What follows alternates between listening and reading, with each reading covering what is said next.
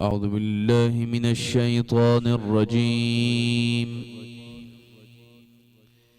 بسم الله الرحمن الرحيم. وإذ قال موسى لقومه اذكروا نعمة الله عليكم إذ أنجاكم من آل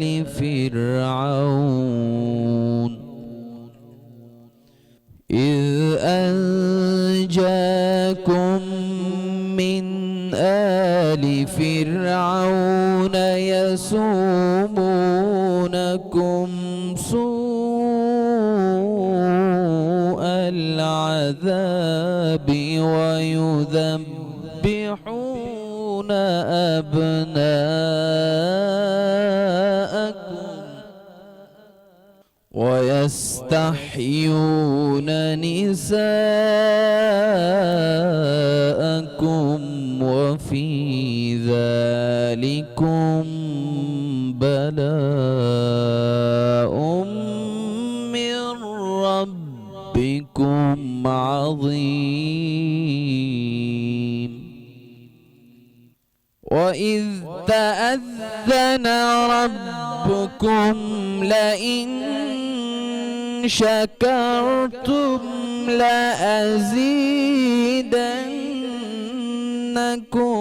ولئن كفرتم إن عذابي لشديد.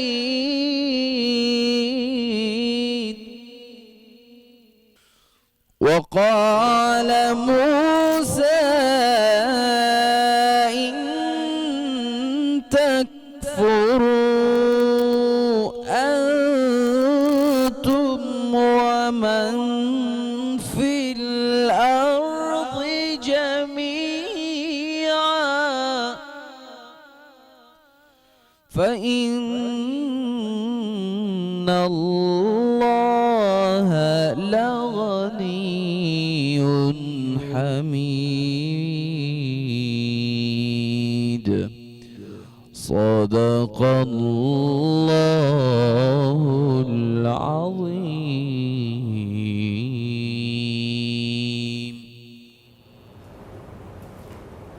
جزاکاللہ خیرن. آپ محمد یونس کی آواز میں سن رہے تھے یہ خوبصورت تلاوت جو کہ سورہ ابراہیم کی آیت نمبر 6 سے 8 ہیں.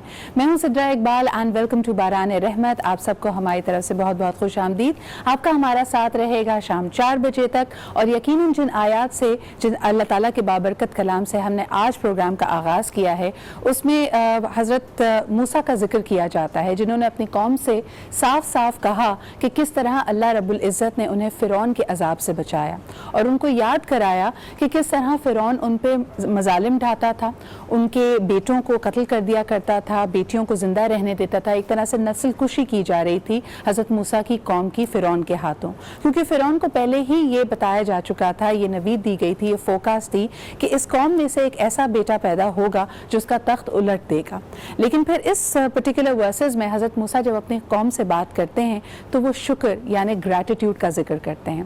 اللہ رب العزت فرماتا ہے کہ تم اگر شکر کرو گے تو میں تمہیں اور سے نوازوں گا، اور اگر تم ناشکری کرو گے تو جو کچھ تمہارے پاس ہے وہ بھی واپس لے لیا جائے گا اور تمہیں سخت آزمائش میں مبتلا کیا جائے گا. یہ بات کہنے میں جتنی آسان ہے، اگر ہم اپنے ارد گرد دیکھیں تو ہمارے لیے پریکٹس میں اتنی ہی مشکل نظر آتی ہے.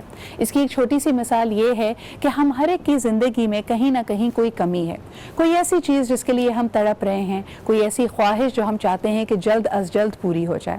لیکن اگر اپنے ارد گرد ہم اللہ تعالیٰ کی بے شمار نعمتیں، یعنی اللہ رب العزت جیسے سورہ رحمان میں بھی کہتا ہے کہ آپ کون کون سی اللہ تعالیٰ کی نعمتیں ہیں جس کا آپ شکر ادا نہیں کریں گے، جس کو آپ جھٹلائیں گے. اگر ہم جب مجھے اچھی طرح یاد ہے اسکول کے زمانے میں کوئی بھی سبجیکٹ پڑھتے تھے، اگر آپ بایولوجی پڑھتے تھے تو ہماری بایولوجی ٹیچر ہمیشہ کہا کرتی تھیں کہ ہر انسانی اعضاء اپنے آپ میں ایک کل کائنات ہے، اتنا کمپلیکیٹڈ انسان، اور اس کے علاوہ اپنے ارد گرد کسی بھی چیز کو اگر آپ اٹھا کر دیکھتے ہیں تو اللہ کے معجزات ہی معجزات نظر آتے ہیں، اور یہ سب بن مانگے ہمیں ملا ہے، لیکن اس کے باوجود وہ ایک چیز جس پہ ایک طرح سے ہماری سوئی اٹک جاتی ہے اور ہمیں لگتا ہے کہ اگر یہ نہ ہوا تو یقیناً میری زندگی بہت بے رنگ ہے۔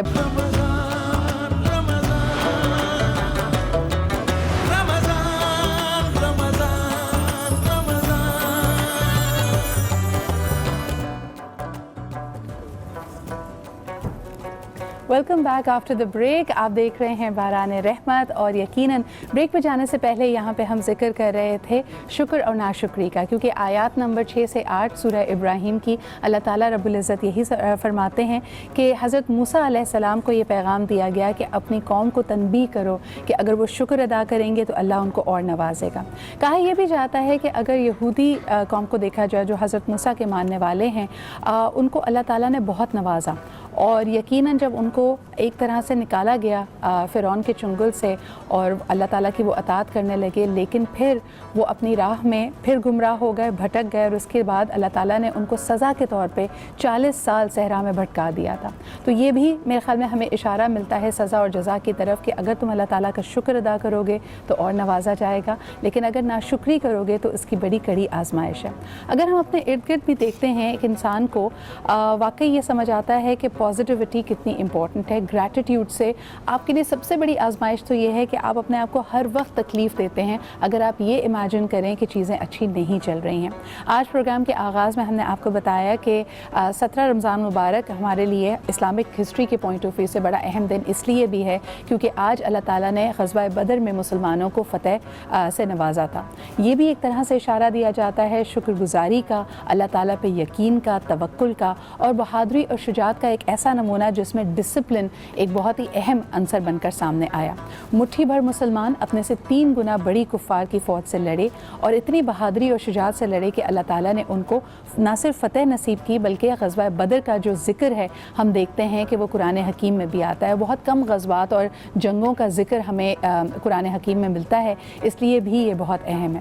اس کے علاوہ اگر بہت سارے واقعات اس سے جڑے ہوئے ہیں، حضرت علی رضی تعالیٰ عنہ کی شجاعت بھی جس کا سب سے بڑا عملی ثبوت اور ان کا ایک بہت ہی نڈر اور بہادر اللہ کی راہ میں شیر خدا ہونے کا جو ان کا ٹائٹل ہے، جو ان کا کلیم ہے، وہ آف کورس اسی بیٹل سے اسٹیبلش ہوا تھا، بیکاز اوور آل انہوں نے تقریباً 22 کفار کو جہنم واصل کیا تھا۔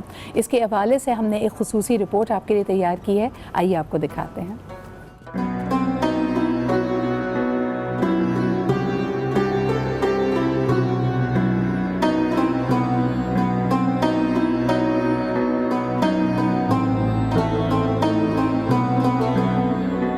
سترہ رمضان المبارک، جمعے کا دن، جب بدر کے میدان میں پہلی فیصلہ کن جنگ لڑی گئی۔ 313 مسلمانوں کے سامنے 1000 کا لشکر جو اس وقت کے ہتھیار سے لیس اور گھوڑوں کے ساتھ تھا، لیکن قدرت کو کچھ اور ہی منظور تھا۔ اللہ کی خاص فتح و نصرت سے 313 مسلمانوں نے اپنے سے 3 گنا بڑے لاؤ لشکر کو اس کی تمام تر مادی طاقت کے ساتھ خاک چاٹنے پر مجبور کر دیا۔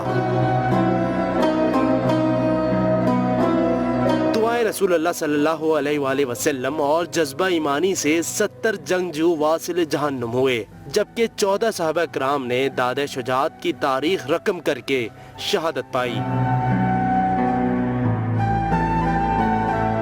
غزوہ بدر کو 1400 سال سے زائد کا عرصہ بیت گیا، لیکن یہ واقعہ آج بھی مسلمانوں کے ایمان کو تازہ کر دیتا ہے اور مقام بدر کفار مکہ کی شکست فاش اور مسلمانوں کی فتح و کامرانی کی گواہی دیتا ہے۔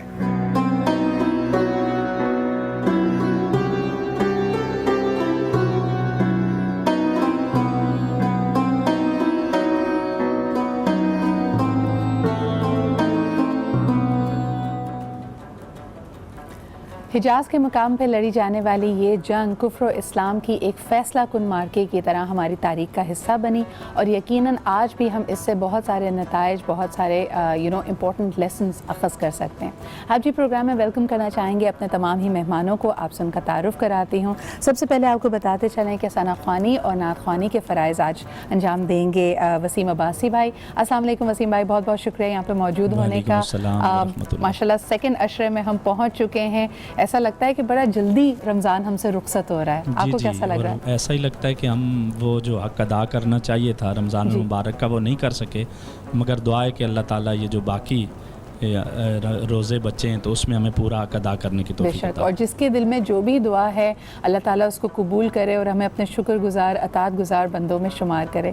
اچھا جی، ہمارے ساتھ موجود ہیں عائشہ بھی اور کٹنگ میں مشغول ہیں۔ السلام علیکم عائشہ، کیا حال چال ہے؟ آج تو بڑا زبردست، مجھے لگ رہا ہے عید کی تیاریاں شروع ہو گئی ہیں، زبردست ٹونگز اینڈ کرلز بالوں میں کیے ہوئے ہیں، کیا بنانے لگی ہیں آج؟ جی آج آپ کی فرمائش ہے، الفریڈو پاستا ہے اور فالسے کا شربت۔ تو بس مجھے جو نا وہ جتنا چاہے آپ پاستا کھلا لیں، اور رمضان میں تھوڑا سا مشکل ہو جاتا ہے بیکاز سمجھ نہیں آتا نہ سحری میں کھا سکتے ہیں نہ افطار میں کھا سکتے ہیں، اور ڈنر کا آج کل موڈ نہیں ہوتا، لیکن آپ نے بنایا تو ضرور لے کے جاؤں گی اور ضرور آپ کو پھر کل فیڈ بیک دوں گی۔ اس کے علاوہ کیا بننے والا ہے ڈرنکس میں؟ فالسے کا شربت۔ فالسے کا شربت، اچھا اکثر لوگوں کا خیال ہوتا ہے کہ فالسے کا شربت بہت کھٹا ہوتا ہے، آپ اس میں چینی ڈالیں گے؟ جی چینی ایڈ کروں گی اور کالا نمک ایڈ کروں گی۔ اوکے زبردست، اور فالسے کے بغیر تو ایسا لگتا ہے کہ موسم گرما کی وہ بات ہی نہیں ہے اور ہم انتظار کر رہے ہوتے ہیں ان سوغاتوں کا۔ اچھا جی، ہمارے جو مہمان آج ہم سے ڈسکشن کے لیے ہمارے ساتھ شامل ہیں ان کے لیے بھی موضوع یہی ہے، ہم بات کرنا چاہیں گے کہ انسانی نفسیات پہ، اور خصوصاً ہم جس طرح اپنی زندگی گزارتے ہیں، جو کچھ زندگی میں پاتے ہیں، اس میں ہماری سوچ کا، ہمارے پرسپیکٹیو کا کتنا بڑا ایلیمنٹ ہے۔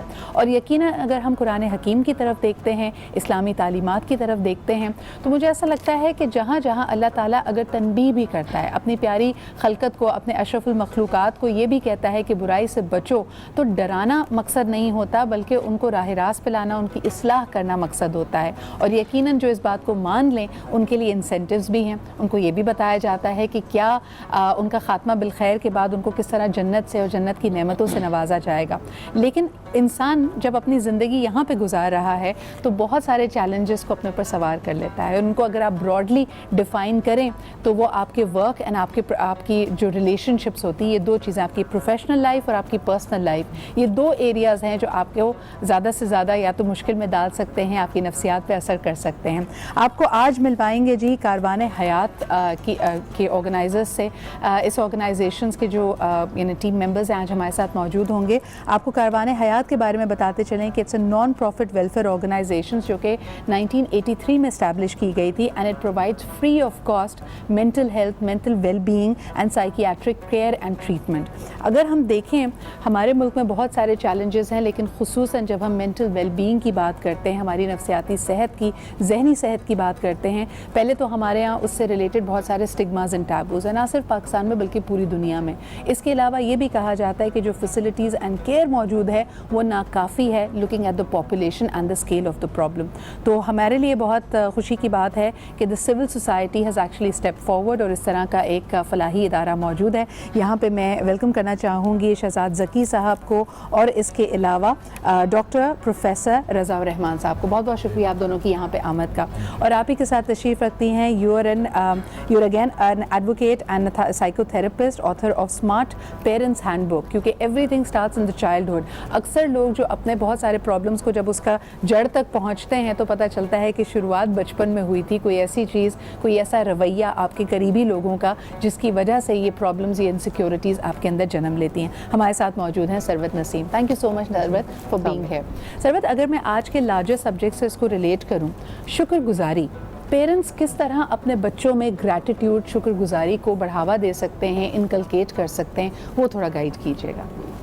السلام علیکم۔ ایک تو پہلے آپ سب کا اس میں پیرنٹس کا جو رول ہوتا ہے گریٹیٹیوڈ میں اور اوور آل بچے کو ریز کرتے ہوئے، اس میں سب سے امپورٹنٹ آپ دیکھیں step by step Hare step پہ آتی ہے چیز۔ سب سے پہلے تو جب بچے کا جینڈر ہے، آپ کو بیٹا ملا یا بیٹی ملی، آپ کے اندر گریٹیٹیوڈ ہے یا نہیں، کیونکہ جو صرف جو ہم بچوں کو سکھاتے ہیں، جو انسٹرکشن بیسڈ لرننگ ہوتی ہے، جو نرچر ہوتا ہے، صرف اس سے ہی بچہ نہیں سیکھ رہا ہوتا، بلکہ جو ہمارے باڈی لینگویج ہے، جو ہماری باقی ویل بینگ اس حساب سے ہے کہ ایون جب بچہ کنسیو ہوا تو وہ ان سائڈ بھی آپ جس طرح کی فیلنگز لے کر اور 9 منتھس اس کو جو نرچرنگ دیں گے، اس کے بعد جب وہ آئے گا اس کو جس طرح کا ویلکم ملے گا، جس طرح سے آپ بچے کو اس کی جو وہ والی اسٹیج ہے جب وہ کچھ نہیں کہہ سکتا. ہم پہلے تو کہتے تھے کہ جی بچہ جب اکثر ہمارے گھرانوں میں ہم سمجھاتا تھا اس کو کیا پتا، ابھی تو بہت چھوٹا ہے بچہ، but from the very word go آپ کہتی ہیں کہ یہ سب چیزیں اس کے اندر ایبزارب ہو رہی ہیں، وہ لوگوں کے رویے، باڈی لینگویج، اپنے ارد گرد جو الفاظ استعمال ہو رہے ہیں، جو ساؤنڈز ہیں،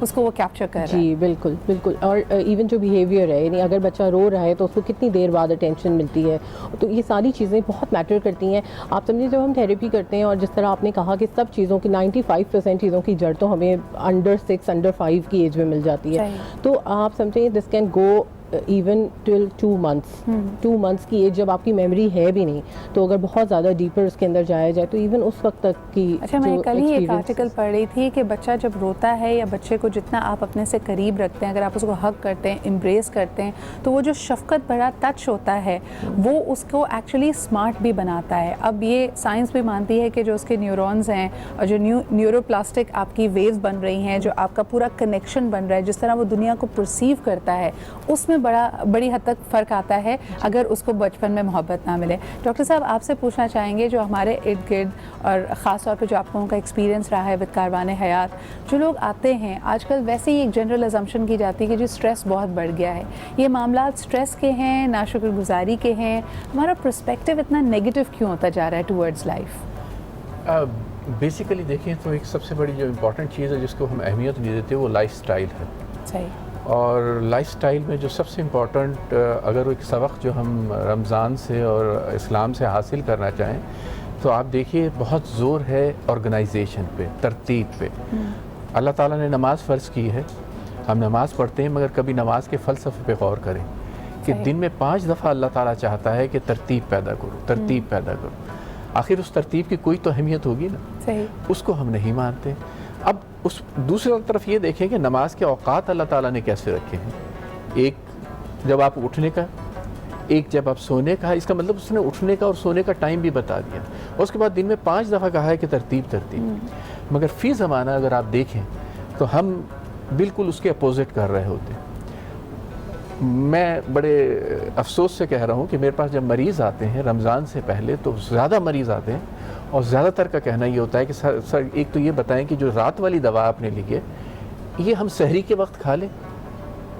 90% لوگ یہ کہتے ہیں جی سحری کے وقت کیوں کھا لیں، کیونکہ جی سحری کے بعد تو سونا ہے. اچھا، پوری رات جگہ کر کے پھر اس کے بعد اب حضور کی سیرت کو اٹھا کے دیکھیں، صحابہ کرام کی زندگی کو اٹھا کے دیکھیں، آپ کہیں آپ کو یہ نہیں ملے گا کہ اسلام نے یا رمضان میں اس طرح کا حکم ہے کہ رات کو آپ جاگیں اور دن میں سوئیں. اگر وہ رات جاگنے کی بھی ہے تو اس میں بھی یہ کہا گیا ہے کہ اپنے روٹین اسی طرح سے برقرار رکھیں. یعنی اللہ کی عبادت بھی اس طرح کرو کہ آرام بھی آپ کا ہو اور ایک ترتیب. آپ نے کہا زندگی میں ترتیب بہت اہم ہے. Most important thing. اگر آپ یہ کہیں کہ اس ترتیب جو ہے نا اگر آپ پیدا کر لیں تو میں کہتا ہوں کہ جتنے آپ کے بہت سارے مسائل وہ حل ہو جائیں گے. اس وقت جو بہت زیادہ اسٹریس اور بہت زیادہ وہ ہو رہا ہے وہ اسی کی وجہ سے. ہمیشہ یاد رکھیے ایک رول آف تھم ہے کہ نیچر سے جب بھی آپ کنفرنٹ کریں گے تو اس کے رزلٹ کبھی بھی اچھے نہیں نکلیں گے. نیچر کیا ہے کہ رات اللہ تعالیٰ نے سونے کے لیے بنائی ہے. نماز کے ذریعے اس نے ٹائم بھی بتا دیا ہے کہ یہ سونے کا ٹائم ہے، یہ اٹھنے کا ٹائم. ہمارے پاس بہت سارے مریض آتے ہیں اوور دا کاؤنٹر. ہم نے دیکھا ہے کہ جو 8 بجے کے بعد سب سے زیادہ دوائیں اوور دا کاؤنٹر فروخت ہوتی ہیں وہ سلیپنگ پلس فروخت ہوتی ہیں. اب ویسے I wanted to come to this. اب تو ہمارے یہاں بھی ہم یہ دیکھتے ہیں کہ رولز اینڈ ریگولیشنز کافی اسٹرکٹ کیے گئے ہیں کہ بغیر پرسکرپشنز کے آپ سیڈیٹیوز نہیں فارماسسٹ دیتے آپ کو. لیکن یہ اس میں اتنا زیادہ جو تیزی رجحان نظر آ رہا ہے، ہر ایک تو کام کے اسٹریس کی وجہ سے نہیں ہو سکتا. ہماری نیند کہاں چلی گئی ہے؟ یعنی کیا وجہ ہے کہ لوگ کہتے ہیں کہ ہم دن میں تھک کے چور ہو جاتے ہیں، 12 گھنٹے کام کرتے ہیں، لیکن جب بستر میں آ کے لیٹتے تو نیند نہیں آتی؟ دیکھیں اگر آپ ترتیب پیدا کر لیں، میں سائنٹیفک طریقے سے آپ کو اس کا جواب دیتا ہوں. سونے کا ایک ٹائم فکس کے لیے ایک ہی ٹائم پہ سوئیے. ایک ہمارے یہاں ایک کنڈیشن ہے جو کہلاتی ہے کنڈیشننگ، کہ جب آپ بار بار اسی ٹائم پہ سوتے ہیں تو اس بستر کے ساتھ آپ کی کنڈیشننگ ہو جاتی ہے. تو ہم مریضوں کو کہتے ہیں کہ پہلے سے بستر پہ نہ لیٹیں, جب نیند کا ٹائم ہو, جیسے 10 بجے سونا ہے 12 بجے جو بھی ٹائم ہے اسی ٹائم پہ لیٹیں, نہ تو اس سے آگے نہ پیچھے, آپ کی کنڈیشننگ ہو جائے گی. ایکسرسائز کریں, ایکسرسائز سے ایسے کیمیکل پیدا ہوتے ہیں جس سے آپ کا اسٹریس کم ہوتا ہے. اینڈورفنز ہیں آپ کے, آج کل سب سے زیادہ کام ہو رہا ہے BDNF پہ ہو رہا ہے, کہ گروتھ فیکٹرز ریلیز ہوتے ہیں, تو وہ آپ کی اسٹریس ریزیلنس کو بڑھا دیتے ہیں. اس کے بعد آپ دودھ لے لیں رات کو, اس میں ٹرپٹوفین ہوتا ہے, اس سے سیروٹونین بنتا ہے, اس سے نیند آ جائے گی آپ کو. اس کے علاوہ اس بستر پہ پہلے سے نہ لیٹیں جس پہ آپ کو سونا ہے, اور اٹھنے کا ٹائم فکس ہونا چاہیے. آپ زیادہ سے زیادہ 7 حد 8 گھنٹے. اکثر خواتین آتی ہیں اور سونے سے کم از کم 1 گھنٹہ پہلے جو گیجٹس ہیں ان کو بند کر دیں, کیونکہ بہت ڈیٹا آ رہا ہے کہ اس سے بلو ریز نکلتی ہیں جس سے نیند اڑ جاتی ہے. اب خواتین اکثر آتی ہیں, ان سے کہیں کہ جی رات کو آپ جو ہے ٹی وی سونے سے 1 گھنٹہ پہلے بند کر دیں, تو وہ کیا کہتی ہیں, وہ کہتی ہیں ڈاکٹر صاحب آپ عجیب آدمی ہیں, ایک تو نیند نہیں آ رہی, اوپر سے آپ کہتے ہیں کہ ٹی وی بھی بند کر دیں.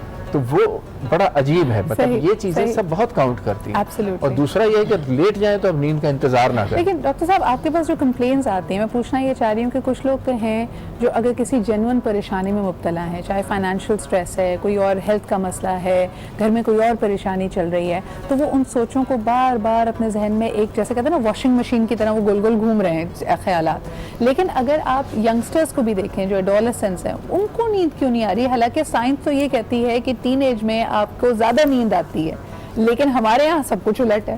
بیسک ایشو لائف سٹائل کا ہے. آپ لائف سٹائل اپنا سیٹ کر لیجئے, آپ کے بہت سارے مسئلے حل ہو جائیں گے.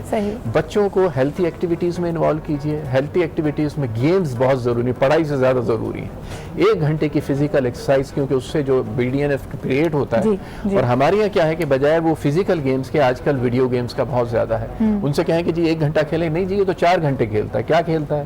ویڈیو گیم کھیلتا ہے. تو اس میں کسی قسم کی ایکسرسائز نہیں ہوتی. تو یہ بہت امپورٹنٹ ہے, اور ان چیزوں کو ہم اڈاپٹ کریں, اور بہت ساری چیزیں جو ہے رول ماڈل پیرنٹس کو اچھا آپ سے میں مزید بھی ٹپس لوں گی, اور آف کورس سروت بھی یہاں پہ موجود ہیں from the point of view of parents, from the point of view of young children.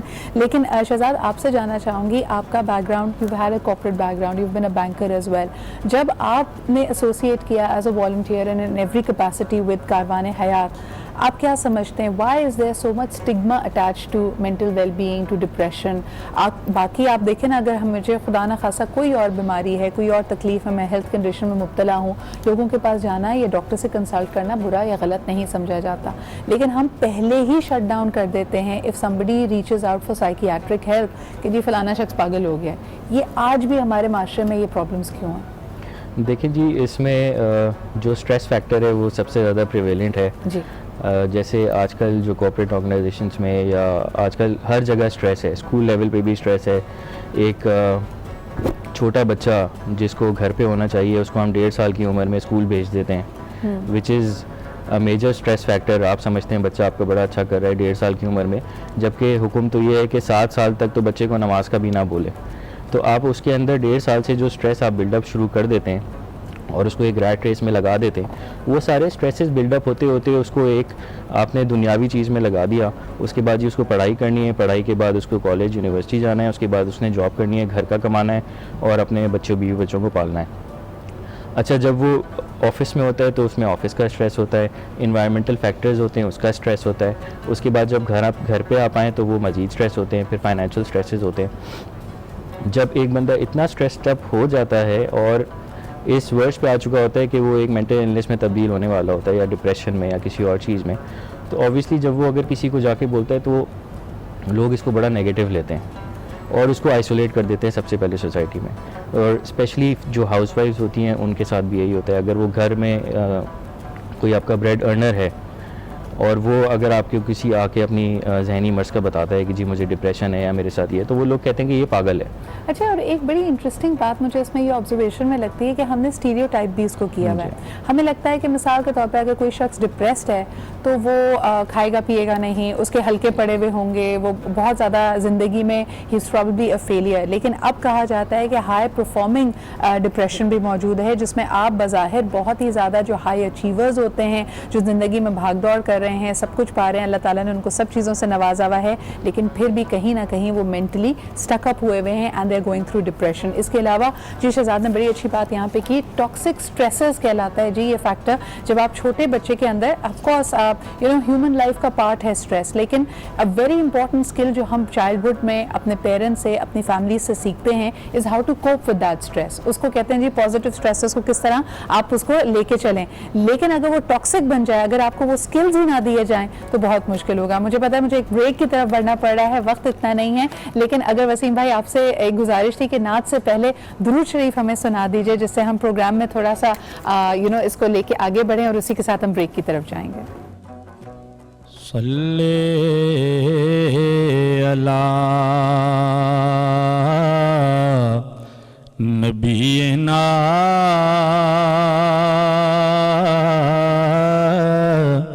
صلی علی محمد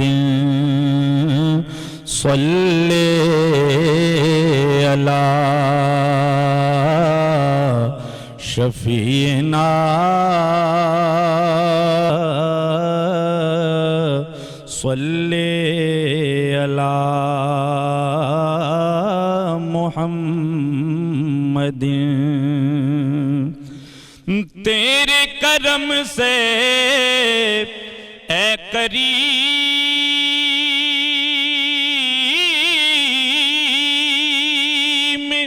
ہمیں کون سی شے ملی نہیں, جولی ہماری تنگ ہے, تیرے یہاں کمی نہیں. صلی علی کریمنا صلی علی محمد.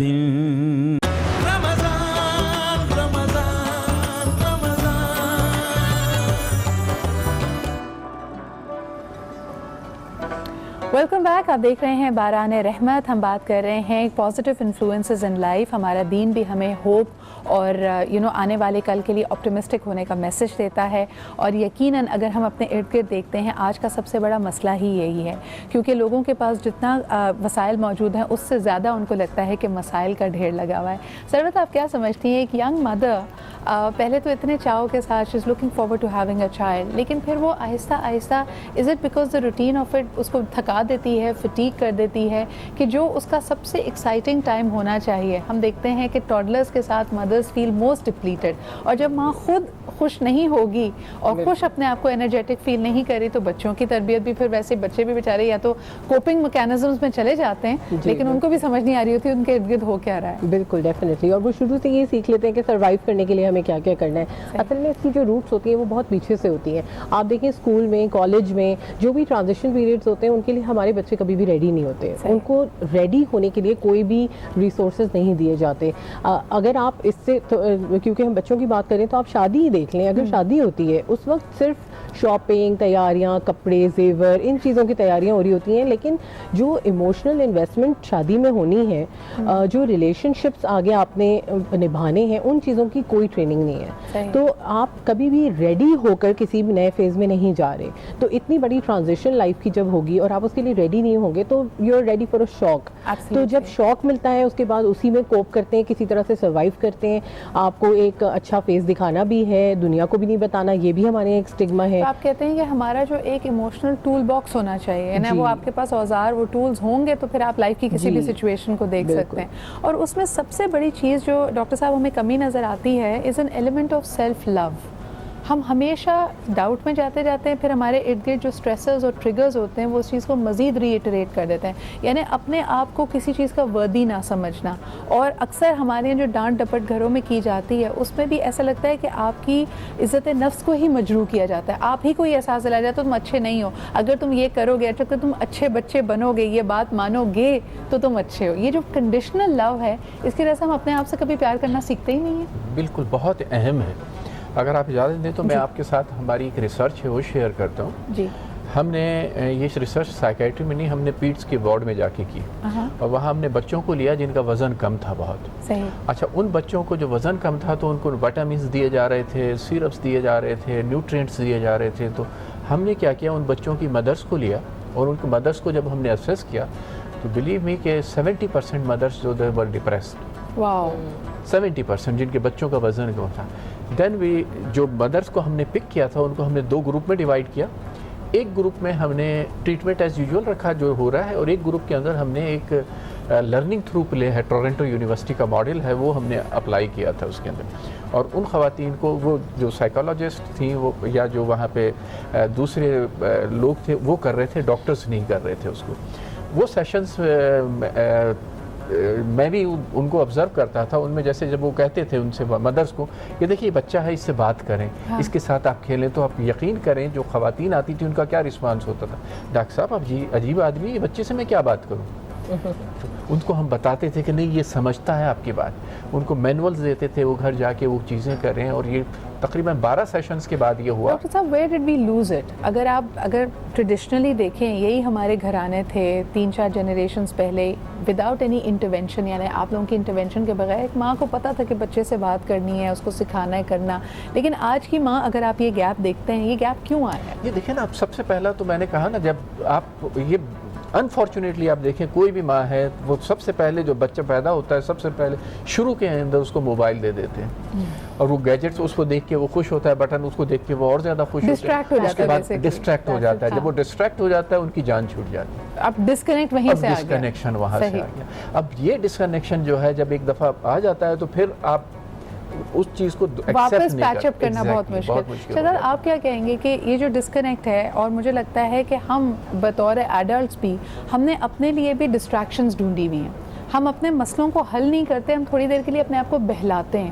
کیا اس کی وجہ سے بھی یہ مسائل ایونچولی وہ لاوا بن کے پھوٹتے ہیں، دے بیکم لائک ایک آتش پہاڑ بن جاتا ہے؟ بیسکلی جیسے ہم نے بات کری اسٹریس کی، تو اس میں اگر ہم بولتے ہیں کہ جی ہمارا جو ورک لائف بیلنس ہے نا وہی نہیں ہے، ہماری اپنی زندگی میں بیلنس نہیں ہے، ہماری فیملی کے ساتھ بیلنس نہیں ہے، ہماری ریلیشن شپس کے ساتھ بیلنس نہیں ہے، اور ہم اپنے اندر ہی بہت سی باتیں جو ہے نا وہ کریٹ کر رہے ہوتے ہیں اور سوچ رہے ہوتے ہیں جو کہ ریالٹی نہیں ہوتی ہیں ایکچولی. اور اس کی وجہ سے جو گیپس آ رہے ہوتے ہیں، کمیونیکیشن گیپس آ رہے ہوتے ہیں، دے اینڈ اپ ان ہماری ساری جو سمجھ لیں جو یہ مینٹل النیسز ہیں یا اور جو پریشانیاں ہیں یہ اس سے پھر ڈیولپ ہوتی ہیں. آپ کو پتہ ہے یہ جو آپ نے بات کی وہ اتنی اہم ہے کہ عام طور پہ کہا جا رہا ہے کہ اب what is going to be the focus of education. تو آنے والے دنوں میں جب بہت ساری چیزوں کی ٹیکنالوجی چیزیں بدلتی چلی جاتی ہیں، انہوں نے کہا بیسک ہیومن سکلز آپ کا ہونا بہت ضروری ہے، اور اس میں سب سے پہلے آتا ہے جی ایموشنل انٹیلیجنس. کئی دفعہ ہمیں ٹیکنیکل نالج بہت اچھی آتی ہوتی ہے لیکن ہمیں اپنے ایموشنز نہیں پتہ ہوتے. اور اس کی بہترین مثال ہے کہ اگر کوئی شخص غصے میں ہے، آپ اس سے پوچھیں کہ کیا تمہیں اس وقت غصہ آ رہا ہے، تو وہ حتی الامکان کوشش کرے گا نہیں مجھے غصہ نہیں آ رہا. اور اسی طرح ہم اس کو گڑبڑا دیتے ہیں جب ہم دکھی ہیں، غصے میں ہیں، ہمیں اپنے ہی ایموشن کا نام نہیں پتہ. So those are some of the key problems. لیکن جو ہمیں پتہ ہے وہ یہ پتہ ہے کہ کھانے سے بڑی خوشی ملتی ہے، اور پاستا کو دیکھ کے تو مجھے تو یقیناً بہت خوشی ہوتی ہے. سب سے پہلے مجھے لگ رہا ہے یہاں پہ ساس بن رہی ہے اور ساتھ ساتھ چکن. سب سے پہلے چکن پہ ہم نے سالٹ لگایا تھا، پیپر لگایا تھا، بلیک پیپر اور وائٹ پیپر دونوں لگایا تھا، اور پھر اسے ہم نے گریل کرنے رکھ دیا ہے، اور چکن پاؤڈر بھی ایڈ کیا تھا. اب یہاں مجھے یہ بتائیں عائشہ، اکثر لوگ یہ سوال کرتے ہیں کہ probably chicken is the fastest to cook, اس کو گرلنگ میں کتنا ٹائم لگنا چاہیے؟ اور خاص طور پہ وہ جو ایک ہوتا ہے نا، کچھ لوگ گرل کرتے تو بڑی ڈرائی ان کی چکن ہو جاتی ہے، لیکن وہ جوسی بھی رہے اور فلی کوکڈ بھی ہو. کرنا پڑتا ہے سرکہ لگا کے، ہاں پہلے سے لگا کے رکھ دیں تو پھر وہ جوسی رہے گی، پھر وہ نہیں اندر سے ہوگی، اور 20 منٹس میں ہی ہو جاتی ہے. 20 منٹس میں، and that means 10 minutes on each side. That's more than enough. Side دونوں. اچھا اب سوس کا ذرا بتائیے، اس میں کیا کیا ڈالا ہے؟ بنایا ہے اس میں ہم نے، پہلے ہم نے مکھن ایڈ کیا تھا، اس میں میدا ایڈ کیا، پھر اسے تھوڑا سا بھونا، پھر جیسے وہ بھون گیا اس میں ہم نے نا چکن پاؤڈر ایڈ کیا ہے، وائٹ ابھی ہم نے بلیک پیپر یوز کیا ہے، ابھی ہم نے اس میں ایڈ کر رہے ہیں وائٹ پیپر، ساتھ ہم نے اس میں ایڈ کیا تھا ملک. آہستہ آہستہ سے ہم ایڈ کرتے ہیں کیونکہ گٹلیاں نہ بن جاؤ، بالکل سافٹ پیسٹ سا بنے نا. لیکن ابھی تو کافی رنی ہے، اس کو ابھی تھوڑا تھک کروں گی کیونکہ میں نے بہت ہلکی فریم کی ہوئی ہے، تھوڑا تیز کروں گی تو پھر یہ ہوتا جائے گا. پھر اس میں ایڈ کروں گی چیز، اس میں ایڈ کروں گی میں فریش گارلک، اور ساتھ آرگینک لیف، वो ऐड करूँगी। पास्ता जो है वो अल्फ्रेडो का आपको पता है लंबा वाला होता है, अगर वो आपके भी भाई और वो ना ला के दे देते हैं, यहाँ मेरी टीम ने ला के दिया तो आप कोई भी यूज़ कर सकते हैं, वैसे स्लैंडी भी चलता है। ओके ओके, बिल्कुल सही है। अच्छा मुझे ये बताइए, जो आपने कहा कि इसको भी आप थिक करेंगी, सिर्फ इसको पका के थिक करूँगी, उसमें चीज़ ऐड करूँगी, क्रीम ऐड करूँगी, ऑल पर्स की पूरा 1 पैकेट यूज़ होगा। ओके, ज़बरदस्त। तो ये मेरे ख्याल में आज मेरा तो फेवरेट, भाई मेरी तो इफ्तारी सेटल हो गई है, बाकियों का पता नहीं, बाकी अपना अपना इंतज़ाम खुद कर लें। But thank you so much Ayesha for attempting this. मुझे तो अभी से मैं सोच रही हूँ कि काफ़ी देर है इफ्तार होने में वैसे। अच्छा जी, coming back to what we really were talking about, आप लोगों से जाते जाते बस टिप्स लेना चाहेंगे कि जो लोग इस वक्त अपने आप को किसी भी जहनी तनाव में महसूस करते हैं और हम उनको बारहा कहें कि जी आप शुक्रगुजार हो जाएं, नमाज़ पढ़ें, अल्लाह की नेमतों की तरफ देखें, they are unable to shift their perspective, doctor साहब उनके लिए कोई टिप्स? देखिए, आपने कहा ना खाने से बहुत खुशी मिलती है। अरस्तों से किसी ने ये सवाल पूछा था, खुशी क्या है? तो अरिस्टोटल ने ये कहा था कि जी खाना खाएं, एंजॉय करें, घूमें फिरें, इससे। तो अरस्तों ने उसको नेगेट किया था। उसने कहा था अगर असल खुशी चाहिए तो उसने बहुत सारी चीज़ें बताई, उसमें से एक मैं बता देता हूँ। उसने कहा देना शुरू कर दें। सही। क्या जी पैसे नहीं, जी पैसे नहीं, कोई भी चीज़ देना शुरू कर दें, अपना वक्त देना शुरू कर दें, आप किसी को मशवरा देना शुरू कर दें, किसी के लिए जो चीज़ है, जो भी चीज़ आप दे सकते हैं आप ये देना शुरू कीजिए। उससे जो खुशी महसूस होगी और उससे जो आपके अंदर वो आएगा वो किसी चीज़ से नहीं आएगा। यही पास्ता आपको थोड़े दिनों के बाद अच्छा नहीं लगेगा। अच्छा, ये ना आप शुरू कर दें। मुझे ऐसा क्यों लग रहा है कि आप चाह रहे हैं कि ये पास्ता मैं आपको दे दूं, लेकिन नहीं, मैं अभी नहीं इस बारे में सोचूंगी और आपके जाने तक तो शायद बनेगा भी नहीं। लेकिन बहुत बहुत शुक्रिया, तो मजाक की बात ही। डॉक्टर साहब, Shahzad and सरमत, thank you for being here.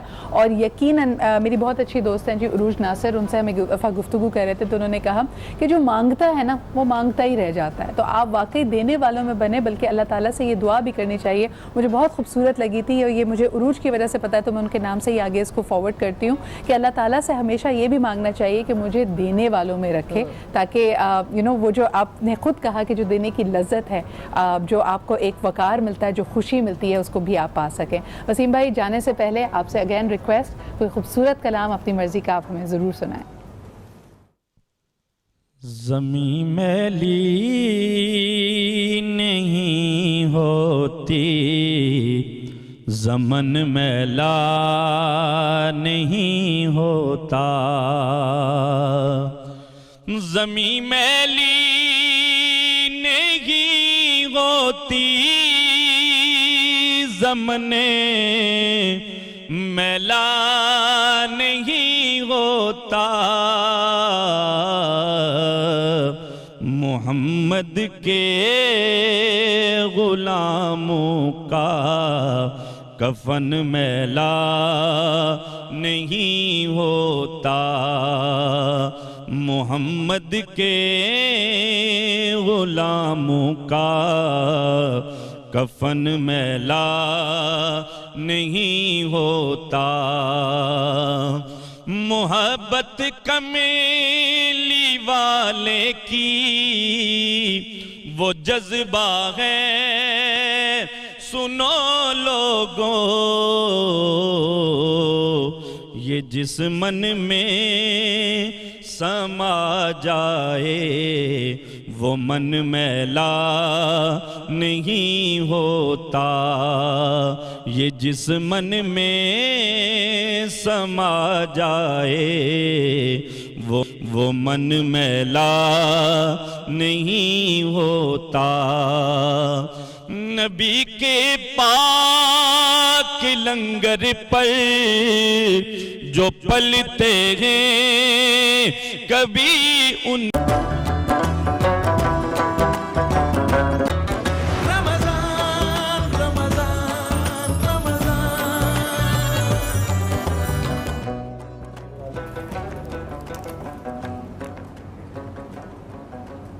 Welcome back after the break. आप देख रहे हैं बारान रहमत, और यकीनन ब्रेक पे जाने से पहले हमारे साथ मौजूद थे कारवान हयात से टीम आई हुई थी और उनका फोकस है मेंटल हेल्थ के ऊपर। लेकिन हमारे साथ जैसे सरवत मौजूद है और हम बात कर रहे थे कि 95% ऑफ द इश्यूज़ जो अगर हम देखते हैं तो वो यकीनन उनका ताल्लुक़ कहीं ना कहीं हमारी बचपन की मेमोरीज से होता है। अब हमें ज्वाइन किया जी एजाज़ुल्लाह ख़ान ने। आपका ताल्लुक़ अल-ख़िदमत फाउंडेशन से है। वैसे तो बहुत सारे इनकी भी अंडर सर्व्ड एरियाज़ में कॉन्ट्रीब्यूशंस है, मुख्तलिफ एरियाज़ पे चैलेंज چیلنجز پہ یہ لوگ کام کر رہے ہیں، لیکن خصوصاً یہاں پہ ہائی لائٹ کرنا چاہیں گے آف دیئر ورک ان دا تھرپارکر. آپ نے جس طرح کہ دیکھا ہوگا، اور اکثر یہ بات دل کو بہت تکلیف دیتی ہے کہ ہمارے ارد گرد تضاد کا، یعنی آپ کو ہر جگہ ہی آپ کو کانٹرڈکشنز نظر آئیں گی. ہمارے گھروں میں جس طرح ہم اپنے بچوں کی تربیت کرتے ہیں، جو سہولتیں ان کو موجود ہیں، پاکستان کے کئی علاقے اور خصوصاً اگر تھرپارکر کی بات کی جائے تو جو ہیڈ لائنز وہاں سے ہمیں پتہ چلتی ہیں وہ یہی ہوتی ہیں کہ جی غذائی قلت کی وجہ سے بچے اپنی زندگی سے ہاتھ دھو بیٹھتے ہیں، پوری کمیونٹیز کی ہیلتھ، ان کی لائیولیہڈ اس چیز سے افیکٹ ہوتی ہے. تو احسان صاحب سے یہ بھی جانیں گے کہ وہاں پہ اس وقت کیا صورتحال ہے. جیسا thank you very much for being hair. مجھے یہ بتائیے گا کہ الخدمت کا جو اس وقت کام چل رہا ہے تھرپارکر میں، اس پہ کیا فوکس ہے؟ خصوصاً آپ کمیونٹیز کے ساتھ کام کر رہے ہیں، تعلیم پہ، صحت پہ، ایریاز کیا ہیں جس پہ فوکس کیا جا رہا ہے؟ جی بہت شکریہ سدرا آپ کا، آپ نے ہمیں یہاں الخدمت کے کام کے لیے کہ ہم لوگوں کے سامنے رکھ سکیں اپنا کام، آپ نے یہاں دعوت دی. بہت شکریہ آپ کا اور آپ کے ادارے کا. میں ویسے تو الخدمت فاؤنڈیشن پورے پاکستان میں مختلف فیلڈز میں اور زندگی کے ہر شعبے میں ہی کام کرتی ہے، لیکن ابھی آج جب ہم تھرپارکر پہ بات کر رہے ہیں، اور تھرپارکر پچھلے دنوں ہماری نظر سے گزرا کہ بہت زیادہ مسائل کا شکار بھی ہے، اور خاص طور پہ جیسے کہ آپ نے کہا غذائی قلت کا ایک بہت بڑا ایشو ہے، جس کی وجہ سے اموات کا ایک سلسلہ جاری ہے، اور خاص طور پہ جو نیو نیٹرل ہیں، جو چھوٹے بچے ہیں، ان کی اموات کا ایک اس کے علاوہ ہم نے دیکھا تھا اٹ واز ویری ڈپریسنگ کہ خواتین بہت زیادہ فائنینشیل سٹریس میں، اور اس میں آ کے ایک اسٹریک دیکھی تھی جو کہ بہت انفارچونیٹ تھا کہ لوگ باقاعدہ خودکشیوں کا ایک سلسلہ چل پڑا تھا. جی تو یہ میرے خیال میں ایک ایسا انوائرمنٹ ہے جہاں پہ آف کورس انٹرونشن کی ضرورت ہے.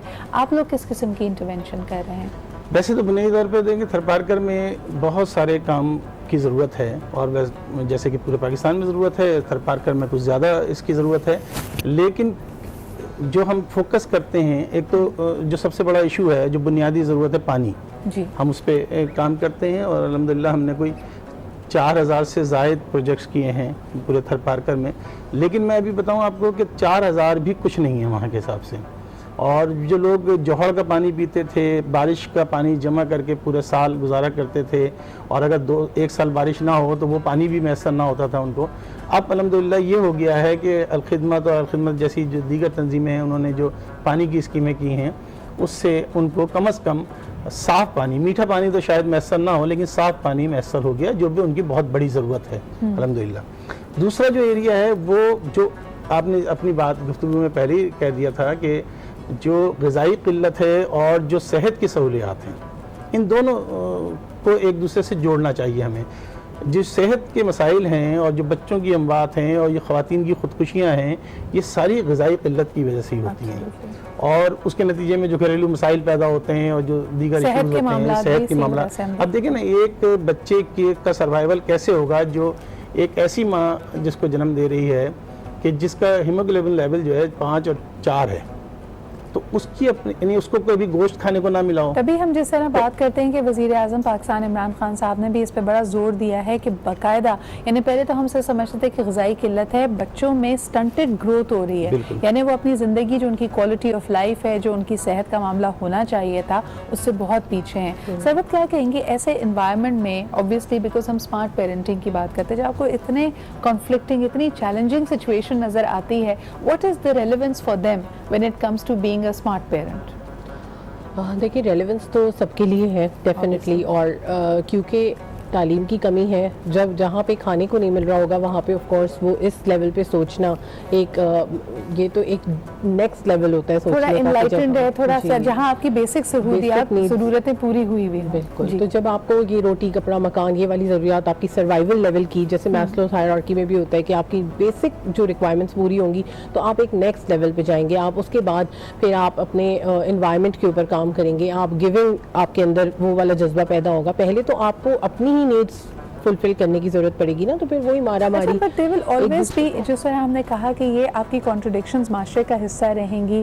اللہ تعالیٰ کی تقسیم ہے یہ چیز، کسی کو نوازتا ہے، کسی کو نوازا اس لیے بھی جاتا ہے تاکہ دوسروں کی مدد کرے. اور ہم نے جو پہلا سیگمنٹ جس پوائنٹ پہ ختم کیا تھا گفتگو میں کہ اگر آپ نے زندگی میں خوش رہنا ہے تو آپ دینے والوں میں سے بنیں.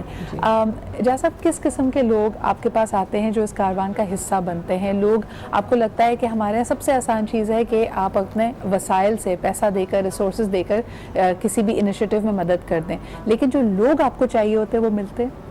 دیکھیں بہت مزے کی بات میں بتاؤں آپ کو، پاکستان جو ہے الحمدللہ اور پاکستان سے جڑے ہوئے لوگ دنیا بھر میں جو لوگ موجود ہیں الحمدللہ وہ ویسے مجموعی طور پر دینے والے ہیں.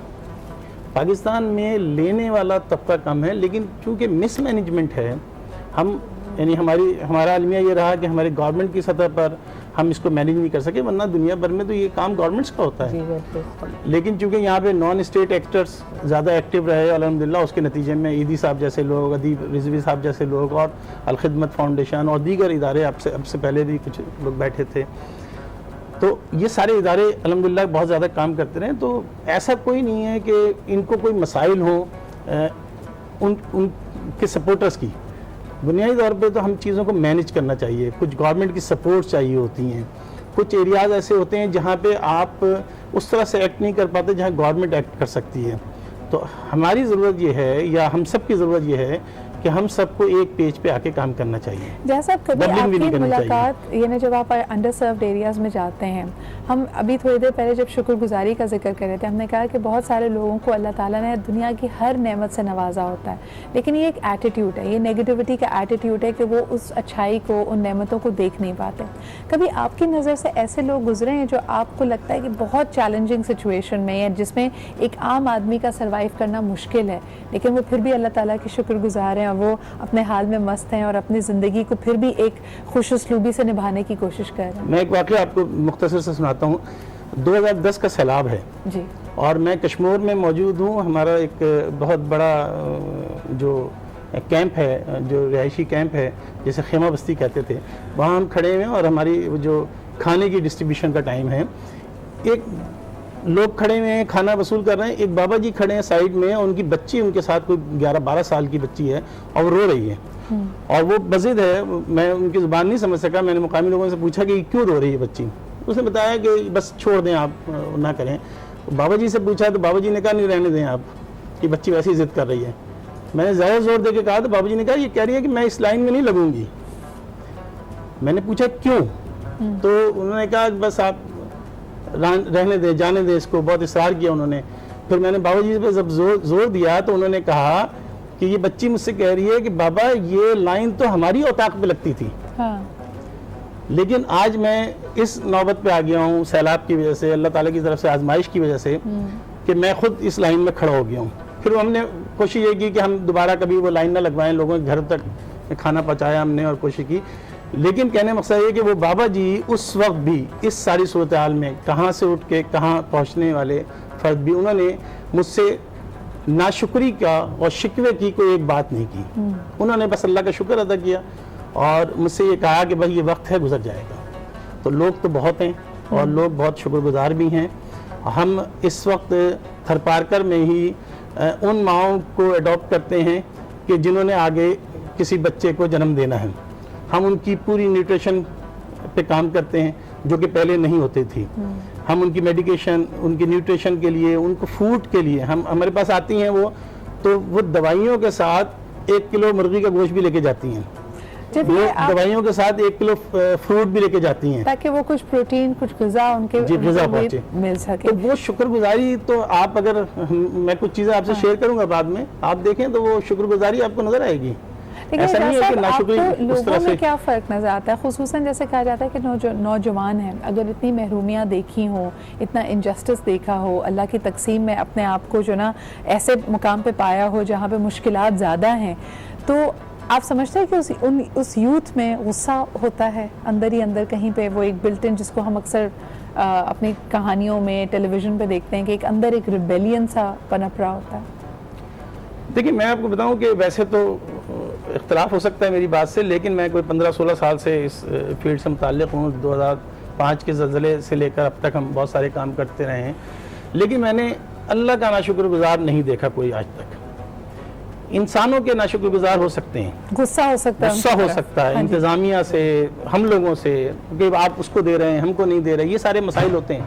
لیکن میں نے اللہ کا ناشکر گزار نہیں دیکھا اس پورے پاکستان میں تو الحمدللہ. اچھا آپ یہ بتائیے کہ ہماری ٹیلی ویژن سکرینز پہ سروت شاید آپ نے بھی دیکھا ہو کہ کئی دفعہ جب امداد پہنچتی ہے تو لوگوں میں وہ جو بے صبری ہوتی ہے, جو بے چینی ہوتی ہے, اس کی کیا ایک بڑی وجہ ہے کہ آج یہ امداد آئی ہے, ایک توکل نہیں ہے, یقین نہیں ہے کہ شاید دوسرا ٹرک نہ پہنچے, دوسری دفعہ لوگ نہ آئیں, تو وہ جو ایک چھینا جھپٹی بے صبری کا ہم ماحول دیکھتے ہیں, اس کو مینیج کرنے کے لیے آپ لوگوں نے خود کوئی میکینزمز, کوئی چیزیں نکالی ہوں, سوچا ہو؟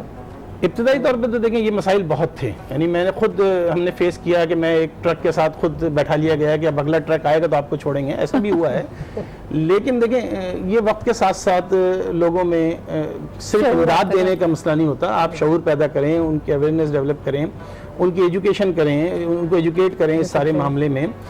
کوئی ضرورت مند بھی ہے. اچھا ایک اور بات بھی ہے, صرف راشن دینے سے کام نہیں چلتا. ہم جس پہ کام کرتے ہیں, ہمارا بہت بڑا فوکس تھا, خاص طور پہ تھر پارکر سے ہم نے سٹارٹ کیا, اب پورے پاکستان میں کر رہے ہیں, کہ آپ وہ کلاڑی اور رسی دے دیں, اس کو پکڑا دیں, نبی پاک صلی اللہ علیہ وسلم کے, اور وہ اپنا کام شروع کر سکے. تو ہم نے ووکیشنل ٹریننگ سینٹرز پہ بہت کام کیا ہے, ان کیپیسٹی بلڈنگ پہ کام کیا ہے. خاص طور پہ ہم تھر پارکر میں کیپیسٹی بلڈنگ پہ ووکیشنل ٹریننگ سینٹر بڑا ڈیولپ کر رہے ہیں, چھوٹے چھوٹے قرضے دے کر, بلا سودی قرضے دے کر, کہ کسی کو 50,000 روپے دیا, اس سے کہا کہ تم نے 500 روپے لوٹانے, مائکرو کریڈٹ جس طرح, مائکرو کریڈٹ جسے کہتے ہیں ہم, تو 500 روپے لوٹانے. وہ کہتا ہے کہ 500 روپے تو میرے لیے بہت آسان ہے, نہ کوئی بار ہے, نہ کوئی قرضہ ہے, نہ کوئی سود ہے, نہ کوئی اور چیز ہے. تو اس طرح اگر آپ چیزوں کو شروع کر دیں اور لوگوں کو ان کی کیپیسٹی بلڈنگ کرنے لگیں تو بہت اچھا کام ہو سکتا ہے. کیپیسٹی بلڈنگ بہت اہم میسج آپ نے یہاں پہ آج دیا ہے کہ ہم ہر دفعہ لوگوں کی ایک دفعہ مدد کر کے ان کو راشن دے کے سمجھتے ہیں کہ we have done our bit. What you need to do is ان کو سکھانا چاہیے, ان کو بتانا چاہیے کہ آگے کس طرح چیزوں کو لے کے جا سکے, تاکہ آج جو خدا نہ خواستہ زندگی کی وجہ سے, حالات کی وجہ سے کوئی قطار میں کھڑا ہے, تو کل واپس اس کے گھر کے سامنے قطار لگے. بہت بہت شکریہ اعجاز بھائی یہاں پہ موجود ہونے کا. سروت, جاتے جاتے آپ سے بھی ایک میسج دوبارہ لینا چاہوں گی کہ جن کو اللہ تعالیٰ نے بہت نوازا ہے, جو مخیر لوگ ہیں, ان کو کیا میسج دینا چاہیں گی کہ یہ احساس وہ اپنے بچوں میں, آپ تو اپنے بچے کے لیے بیسٹ کر رہے ہیں, لیکن اس کو یہ سینسٹیوٹی موجود ہو کہ زمانے کو کچھ یا لوگوں کے لیے اور مدد کرنی ہے, کمپیشن ہونا چاہیے. How can they instill that quality? جی بالکل, یہ بہت زیادہ ضروری ہے. جیسے کہ انہوں نے بات کہی کہ صرف کسی کو کچھ پیسے دے دینا کہ وہ اس وقت کا کھانا کھا لے, یہ کافی نہیں ہے, بلکہ اپنے ویژن کو پیرنٹس بھی براڈ کریں اور کمیونٹی بلڈنگ کی طرف جائیں, اور بچوں کو یہ سکھائیں کہ جیسے آپ کھانا ضائع کر رہے ہیں تو آپ اس کے بارے میں بھی بتائیں کہ یہ چیز دوسرے انسان کے کام آ سکتی ہے. آپ اپنے یہ جو ایون چھوٹی چھوٹی گھر کے اندر جو ٹریننگز ہیں, اس سے بہت زیادہ کمیونٹی کے ویلفیئر ہو سکتی ہے. یہ آپ کی بات سے I want to give a very important message here as well کہ اللہ تعالیٰ نے ہمیں جتنی نعمتوں سے نوازا ہے, جب ہم روزہ افطار کرتے ہیں تب بھی ہم اللہ کا شکر ادا کرتے ہیں کہ تیرے دیے ہوئے رزق سے میں نے افطار کی. So it is really important کہ اللہ کی ان نعمتوں کا آپ ذمہ داری سے, ایمانداری سے استعمال کریں. کھانا کھائیں تو اللہ کا شکر ادا کریں. پانی, جس طرح ابھی یہاں پہ جاز بھائی موجود تھے, ہمارے ہی ملک میں ایسے قصبے, ایسی جگہیں موجود ہیں جہاں لوگوں کے پاس پینے کا پانی نہیں ہے. انہوں نے ابھی یہاں پہ کہا, اگر آپ اس کو صرف سوچنے اور غور کرنے والی بات ہے کہ ابھی ان کے پاس میٹھا پانی نہیں پہنچا, صرف پانی پہنچا ہے جس کی کوالٹی ایسی ہے کہ ایٹ لیسٹ اس کی رسائی ہو سکی ہے, تو اس کو بھی ضائع نہ کریں. ایونچولی ایون بجلی, اگر ہم اپنے ارد گرد دیکھتے ہیں, ہم اس بات پہ تو بڑا گلا کرتے ہیں کہ جی ابھی بجلی کے نرخ بڑھنے والے ہیں, ہمیں زیادہ پیسے ادا کرنے پڑیں گے سروس کے, لیکن کہاں ہم نے گھروں میں دیکھا ہے کہ ہم نے ایک بلب بھی یا ایک پنکھا بھی بند کرنا شروع کیا. So this is how you can train the kids, اور اس کے ساتھ ساتھ پورا کا پورا معاشرہ, ہمارے سب گھر والے اگر اپنا حصہ ڈالیں تو اس تقسیم کو بہتر بنا سکتے ہیں. بہت شکریہ اعجاز بھائی, بہت شکریہ سروت فار بینگ ہے. ایک دفعہ پھر آگے بڑھنے سے پہلے وسیم بھائی آپ سے گزارش کرنا چاہیں گے, کیونکہ جو بات ہم کہتے ہیں نا, اور اس کے بعد جب آپ کی خوبصورت آواز میں نعت سنتے ہیں تو وہ میرے خیال میں اور دور تک اس کا پیغام جاتا ہے. لگیاں نے موجاں ہونے لائی رکھی سونیاں, لگیاں نے موجاں ہونے لائی رکھی سونیاں, چنگے ہاں کے مندے ہاں آقا, چنگے ہاں کے مندے ہاں نبائی رکھی سونیاں, لگیاں نے موجاں. آقا دے غلاماں دا میں ادنا غلاماں, ਲੋਕੀ ਕਹਿੰਦੇ ਖਾਸ ਮੇ ਤੇ ਆਮਾ ਤੂੰ ਵੀ ਆਮਾ ਲੋਕੀ ਕਹਿੰਦੇ ਖਾਸ ਮੇ ਤੇ ਆਮਾ ਤੂੰ ਵੀ ਆਮਾ ਮੱਕਾ ਦੇ ਗੁਲਾਮਾਂ ਦਾ ਮੈਂ ਅਦਨਾ ਗੁਲਾਮਾਂ ਲੋਕੀ ਕਹਿੰਦੇ ਖਾਸ ਮੇ ਤੇ ਆਮਾ ਤੂੰ ਵੀ ਆਮਾ ਸੀਨੇ ਨਾਲ ਲਾਇਆ ਇਤੇ ਲਾਈ ਰੱਖੀ ਸੋਹਣਿਆ ਸੀਨੇ ਨਾਲ ਲਾਇਆ ਇਤੇ ਲਾਈ ਰੱਖੀ ਸੋਹਣਿਆ ਅਸਾਂ ਚੰਗੇ ਹਾਂ ਕਿ ਮੰਦੇ ਹਾਂ ਨਿਭਾਈ ਰੱਖੀ ਸੋਹਣਿਆ ਲੱਗੀਆਂ ਨੇ ਮੌਜਾਂ ਨਾ ਤੇਰਾ लेके आका शान में भी पाइए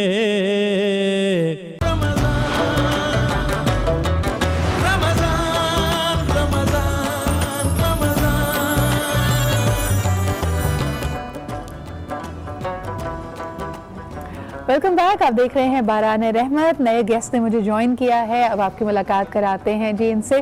लेकिन उससे भी बढ़कर ये ऑफलाइन बड़ी इंटरेस्टिंग गुफ्तगू चल रही थी। हम शुक्रगुजारी की बात कर रहे थे और हमारा एक ओवरऑल डिस्कशन कुछ ऐसे इदारों को भी आज हमने यहाँ पे शोकेस किया जिसमें अलखिदमत शामिल है, कारवान हयात शामिल है, जो बेलॉस लोगों की मदद कर रहे हैं और उनकी खिदमत कर रहे हैं।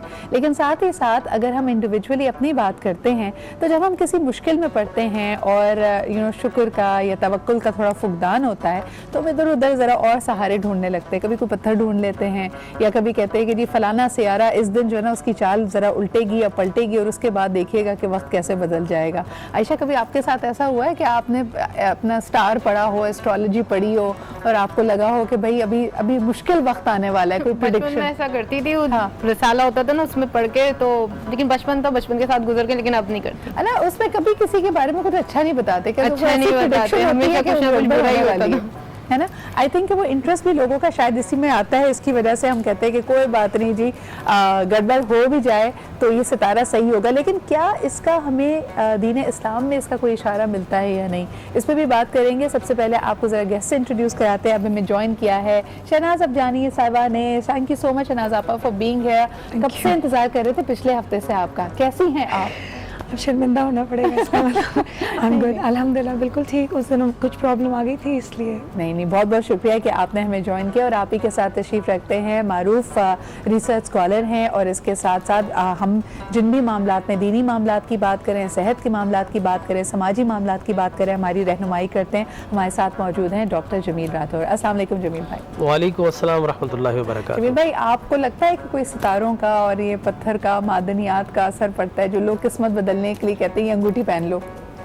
देखिए, मैं आपसे अर्ज़ करूँ कि रिसालत माब सल्लल्लाहु अलैहि वसल्लम से हुक्म या ला तअतूनल कहान, कि तुम किसी नजूमी के पास, ठीक है ना, नजूमी नजम से, नजम सितारों को बोलते हैं, तो जो सितारों की चाल के अहवाल बताता है साइंटिफिकली तो ठीक है, लेकिन इसको हम अपनी किस्मत पर या अपनी तकदीर पर ये समझें कि वो तब्दील कर दी जाएगी, दीन इस्लाम में ऐसा कोई तसव्वुर नहीं है। देखिए, तकदीर दो तरह की, एक तो तकदीर मुबरम है, एक मुअल्लक है। मुबरम तो वो है जो तब्दील नहीं होती, मुअल्लक वो है जिसके मुतालिक फरमाया कि अद्दुआ यरुद्दुल क़दा, दुआ जो है तकदीरों को बदल देती है, और वला यज़ीदुल बिर्रा, और कोई चीज़ किसी चीज़ में इजाफा नहीं करती, यहाँ तक कि आपकी नेकियाँ आपकी उम्र में इजाफा कर देती है। सुभान अल्लाह। तो ये तसव्वुर दीन इस्लाम में नहीं हो। दीन इस्लाम इंसान को, अपने मानने वालों को तबहीमात से और मुख्तलिफ जो सुपरस्टिशन से उनसे दूर करना चाहता है और अल्लाह की ज़ात पर यकीन दिलाना चाहता है। लेकिन जमील भाई, अक्सर हमारे इर्द गिर्द ऐसे लोग मौजूद हैं जो अब इसको उन्होंने अपना पेशा बना लिया اور وہ اگر جسٹیفائی کرنے پہ آتے ہیں تو اس کو کافی چیزوں سے کرتے ہیں. مثال کے طور پہ وہ کہتے ہیں جی مونگا کی, یاقوت کی, مرجان کا ذکر کیونکہ اللہ تعالیٰ نے کیا ہے قرآن حکیم میں, اور ان کو جنت کا پتھر کا درجہ حاصل ہے کہ جنت میں یہی دیا جائے گا, تو ان کی یہ کوالٹیز ہیں, ان کو آپ استعمال کیجئے, فرق پڑتا ہے. تو ایسے لوگوں کو کیا کہا جائے. پھر دوسری طرف یہ بھی کہ ہمیں جب کہتے ہیں نا کہ ہم قرآن سے ہدایت لیں, اس ہدایت کا کئی لوگوں نے نتیجہ یہ نکال لیا کہ اس سے فال بھی نکالنے لگے کہ جی پہلے سوچ لیتے ہیں یہ ہمارا مسئلہ ہے, اور اس کے بعد قرآن کے صفحے خود ہی پلٹتے ہیں, جو آیت نکلا ہے اس کو سمجھتے ہیں کہ بھئی اللہ نے یہ اشارہ دیا. یہ تمام جو فعل ہیں ہمارے, اس طرح کی جو حرکات ہیں, یہ صحیح ہیں غلط ہیں, اس پہ تھوڑا سا لوگوں کو میں آپ سے عرض کروں کہ ایک مسلمان کا یہ طریق ہونا چاہیے, اس کا وے آف لائف ہونا چاہیے کہ جب بھی کوئی مشکل آئے, رسول مکرم صلی اللہ علیہ وسلم دوڑ کر اپنی شان کے مطابق اب اللہ کی بارگاہ میں حاضر ہوتے. بعض اوقات اب تیز چلتے ہوئے نسبتاً دوڑتے ہوئے آتے اور نماز پڑھتے. جب بھی سورج گہن کا موقع آتا یا کوئی اور مواقع آتے تو یقیناً مسلمان کو ایسا ہی کرنا چاہیے. اللہ کی بارگاہ سے بڑی بارگاہ تو کوئی نہیں ہے. ساری چیز, ساری دنیا, ساری ملکوت اور سارا عالم اسی کے قبضے قدرت میں ہے. لیکن جہاں تک آپ نے یہ بات کی تو دیکھیں انما خلقناکم عبثا, اللہ نے کسی چیز کو بیکار پیدا نہیں کیا. صحیح. تو جہاں نباتات اللہ کی مخلوق ہے, انسان اور حیوانات اللہ کی مخلوق ہے, وہیں جمادات, پتھر بھی اللہ کی مخلوق ہے. بے شک. تو یقینی طور پر اس میں بھی اللہ تبارک و تعالیٰ نے انسان کے لیے بے شمار منفیت رکھی ہے. مثال کے آپ دیکھیں کہ آپ جتنی معدنیات ہیں عام طور پر پتھروں سے نکلتی ہے, آپ کے آئلز جو پتھروں سے نکل رہے ہیں, تو زمین کی اپنی نوعیت ہے, اللہ نے نفع بخش بنایا ہے. اور یقینی طور پر پتھر اور پھر زرخیز زمین یا بنجر زمین اپنی اپنی کوالٹیز رکھتی ہے. زرخیز زمین سے اللہ سبزہ عطا فرماتا ہے, اور جو پتریلی زمین ہوتی وہاں سے معدنیات ملتی ہیں. تو ایسا نہیں کہ ان سے کوئی فوائد یا بینیفٹس حاصل نہیں ہوتے. آپ نے بات کی مرجان کی, ان کی یقیناً یہ پتھر بھی قرآن میں مذکور ہے. یہ چونکہ خوشنما نظر آتے ہیں اس لیے اس حیثیت میں اس کا ذکر ہوا کہ خدا کی قدرت ہے کہ اتنے خوبصورت پتھروں کو اللہ تعالیٰ نے بنایا ہے. اب دیکھیں پھول کتنے خوبصورت ہیں. ہم پھولوں سے کہیں کہ جناب پھول یہاں پر لگا لیں تو اسے تقدیر بدل جائے گی. نو, ناٹ ایٹ آل. میں سمجھتا ہوں کہ اللہ کی ذات ہی ایسی کبیر اور خبیر ذات ہے کہ جس سے رجوع کرنے سے وہی وہ سارے معاملات اسی کے قبضے قدرت میں, ان پتھروں سے نہیں. ہاں اللہ تبارک و تعالیٰ چاہے تو جس طرح جڑی بوٹیوں میں اس نے شفا رکھ دی ہے, یقیناً شفا اللہ ہی دیتا ہے, لیکن اس نے تاثیر رکھ دی ہے. اسی طریقے سے پتھروں میں بھی اس نے کچھ تاثیر رکھی ہے کہ اس کے پازیٹیو جو ہے وہ اس کی ریز نکلتی ہیں, جس سے انسان کو جو ہے پازیٹیوٹی حاصل ہوتی ہے. یہ نہیں کہ پتھر تقدیر بدل رہے, انسان پازیٹیو ہو جاتا ہے, اس میں اللہ نے کچھ ریز رکھی ہیں. اسی طریقے سے کچھ پتھر ایسے جن کو نحس قرار دیا, جس طرح حضور اکرم صلی اللہ علیہ وسلم نے احد پہاڑ کے متعلق بشارتیں دی, لیکن ایک اور پہاڑ تھا مدینہ منورہ, آپ نے اس کے لیے جو ہے اس کی وعید سنائی. تو یقینی طور پر ان سب میں اپنی اپنی تاثیر ہے, لیکن آپ توسل ضرور کیجئے ہر چیز سے, لیکن توکل اللہ کی ذات پر. سبحان اللہ, سبحان اللہ. اور یہ وہ مائنیوٹ سا ڈفرنس ہے جس میں ہم اکثر کہتے ہیں نا کہ ہمارے اعمال سے کبھی کبھار کوئی چھوٹی سی ہمارا عمل ایسا ہو سکتا ہے جس سے ہمارا ایمان ضائع ہو جاتا ہے. تو یقیناً کوشش یہ کرنی چاہیے کہ جانے انجانے کوئی ایسی خطا, کوئی ایسا مقام ہمارے لیے نہ آئے جو ہمارے لیے ویک پوائنٹ بن جائے. اچھا میں تھوڑی سی خطا کلامی معاف, میں ایک مثال دے دوں. جی. حضرت موسیٰ علیہ السلام کے پیٹ میں درد ہوا, اللہ سے رجوع کیا, کلیم تھے کہ اللہ تکلیف ہے. اللہ نے فرمایا فلاں مقام پر جاؤ, وہاں گھاس ہے, وہ کاٹ کر کھاؤ. وہ کھائی, انہوں نے صحیح ہو گیا. دوسری مرتبہ پھر تکلیف ہوئی تو وہ چلے گئے براہ راست, اور جا کر اس مقام سے اس مقام سے انہوں نے جا کر وہی وہ گھاس کاٹی, کھا لی, لیکن تکلیف دور نہیں ہوئی. اللہ سے ہم کلام ہے, رب کریم پہلی دفعہ گیا تھا صحیح ہو گیا, اب صحیح نہیں ہوا. اللہ نے فرمایا موسیٰ پہلی مرتبہ تو میری مرضی سے گیا تھا, اب تو اپنی مرضی سے گیا ہے. سبحان اللہ. تو یقینی طور پر توسل ضرور کرے, توکل اللہ کی ذات پر. یہ ڈسٹنگوش کرنا بھی بڑا ضروری ہے. شناز آپا, جو ہماری لارجر ڈسکشن ہو رہی تھی شکر گزاری کے حوالے سے, آپ اپنے ارد گرد یعنی ہم تھوڑی دیر کے لیے لیوے اس شخص کو دے دیتے ہیں جو کسی آزمائش میں ہو, اگر اس کی صحت خراب ہے یا اس کے پاس فائنینشیل ایڈ نہیں ہے یا کوئی ایسی خواہش اولاد کی کسی چیز کی جو پوری نہیں ہو رہی اور چڑچڑاہٹ ہے, تو تھوڑی دیر کے لیے ہم بھی بحیثیت اس کے چاہنے والے یا اس کی فیملی اس کو انڈرسٹینڈ کرتے ہیں کہ شاید یہ ابھی نیگیٹو زون میں چلا گیا. لیکن جس کو اللہ نے سب نوازا ہو اور وہ پھر بھی نیگیٹو ہو, ایسے کسی شخص کو دوبارہ راہ راست پہ لانے کے لیے یا اس کی اصلاح کے لیے آپ کیا مشورہ دیں گے؟ پہلا جو فرق ہے نا کہ خواہشات کا انبار کبھی ختم ہوگا ہی نہیں. تو ہم نے ایک ایسا سلسلہ اپنے اوپر طاری کیا ہے کہ لامحدود ہماری خواہشیں ہیں, وہ کہتے ہیں ہر خواہش جس پہ دم نکلے. सो हमने वो नीड और वांट उसका फ़र्क मिटा दिया।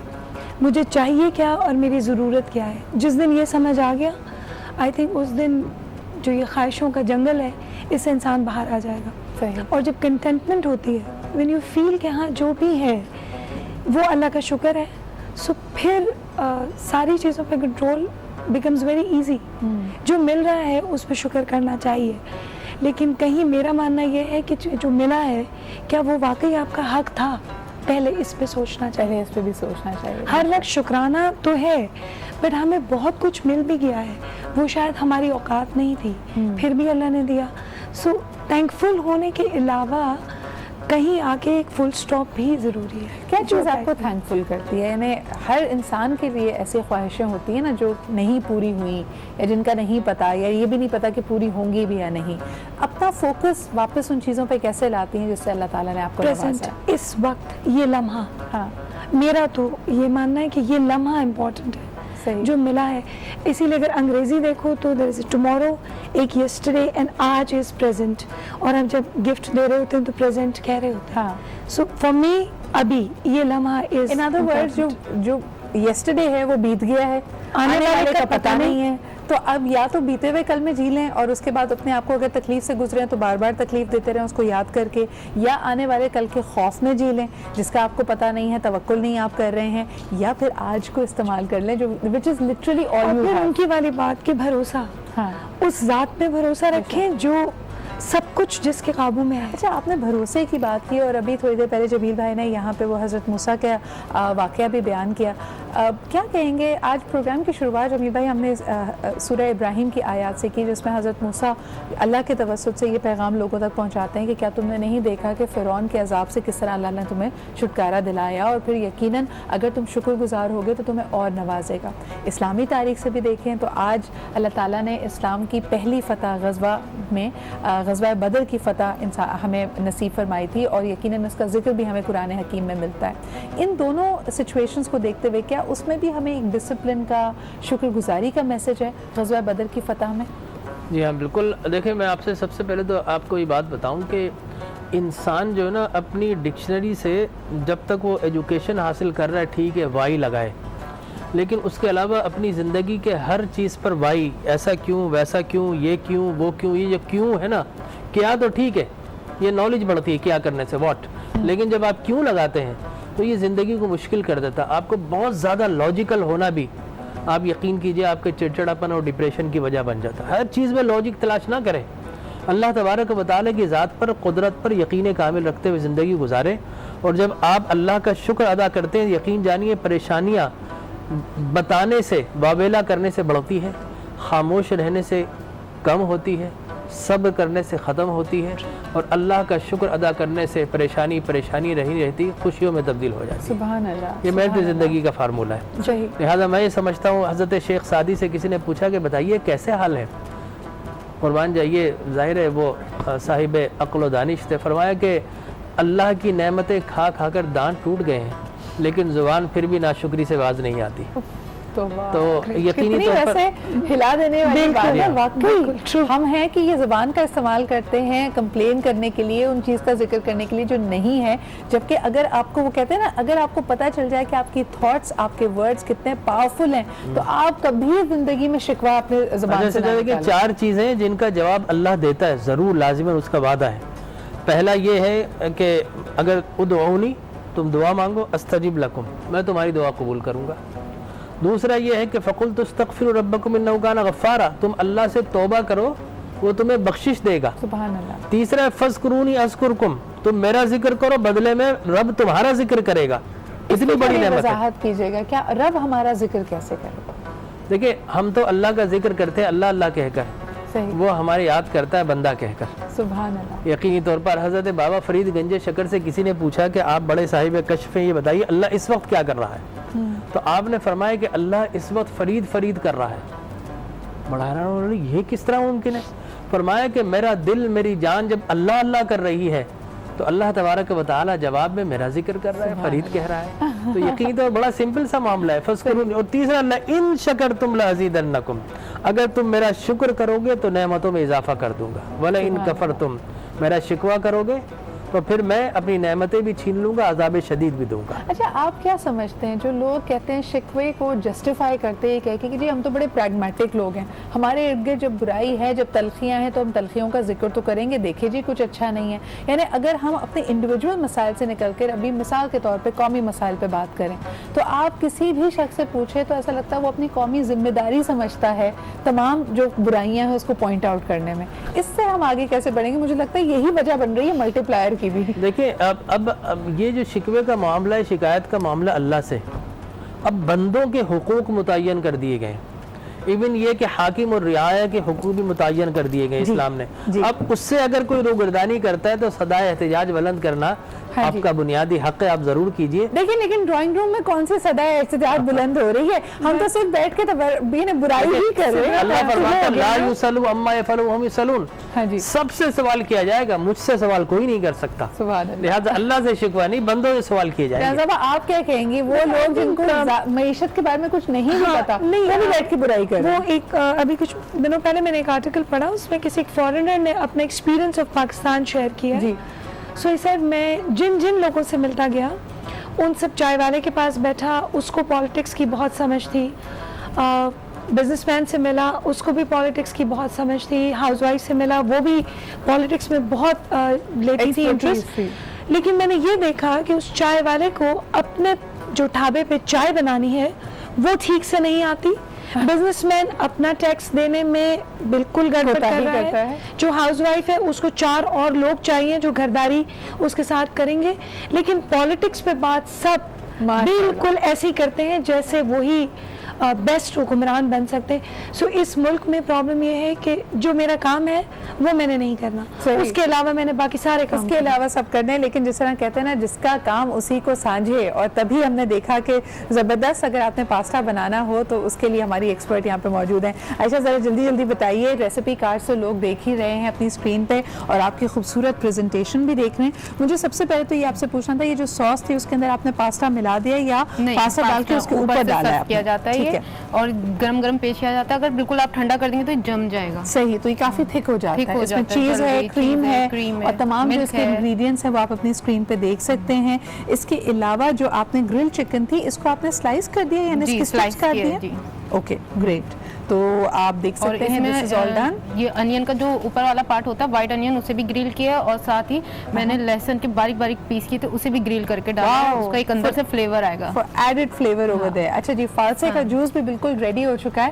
اس کے اندر آپ نے کیا کیا ڈالا؟ اس کے اندر ویسے میں نے چینی ایڈ کیا, اگر میں گھر میں بناتی ہوں تو اس میں میں نا شوگر کین یعنی کہ گنے کا رس ایڈ کرتی ہوں اور اس سے بناتی ہوں, تو اس سے ٹیسٹ بھی بہت اچھا ہوتا ہے اور پھر ڈائٹ کے حساب سے بھی بہت اچھا ہوتا ہے. بالکل صحیح ہے, یعنی آپ چینی کو ادھر سے ناک کو پکڑیں یا ادھر سے ناک کو پکڑیں, بات تو برابر ہی ہے کیونکہ گنے میں بھی چینی ہوگی لیکن ٹیسٹ زیادہ آ جائے گا. بالکل صحیح ہو گیا. اچھا کیا کیا ڈالا آپ نے اس میں چینی, اور اس کو بلینڈ کیسے کرتے ہیں؟ اس کا جو بیج ہوتا ہے وہ کہاں جاتا ہے؟ وہ پھر چھان لیا تھا ہم نے, صرف اس میں نا واٹر ایڈ کیا تھا, السے ڈال دیے تھے, ساتھ ہم نے چینی ایڈ کی تھی اور ساتھ ہی اس میں بلیک سالٹ جو ہوتا ہے وہ ایڈ کیا تھا. اور یہ واحد ایسی چیز ہے جس کو جوسر میں بنانے کی ضرورت ہے, بلینڈر میں نہیں بناتا, پھر سے چھان لیا تھا اور پھر یہ بالکل صحیح ہو گیا. کوئی فوڈ کلر ایڈ نہیں کیا, اس کا اپنا ہی کلر ہے, اس کا اپنا اتنا زبردست کلر ہے. کئی لوگ ہوتے ہیں نا, آپ نے اکثر دیکھا ہوگا شہناز آپا کوئی دوپٹہ لینے کبھی جائے تو سوچا ہوا ہوتا ہے کلر, کہتے ہیں فالسے کے رنگ کا دوپٹہ دے دو.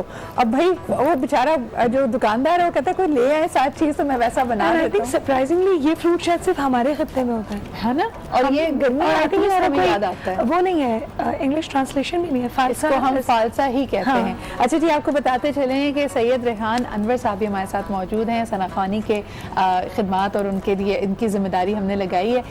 ریحان بھائی پلیز آپ سے بھی گزارش ہوگی, ایک بریک کی طرف بڑھنا ہے, اپنی مرضی سے کوئی کلام جو آپ کو سب سے زیادہ پسند ہو وہ ہمیں سنائیے. محمد مبارک وسلم وصلو علیہ. بلغ العلا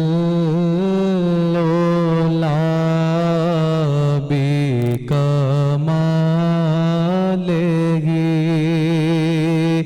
کشف الدجی بجمالہ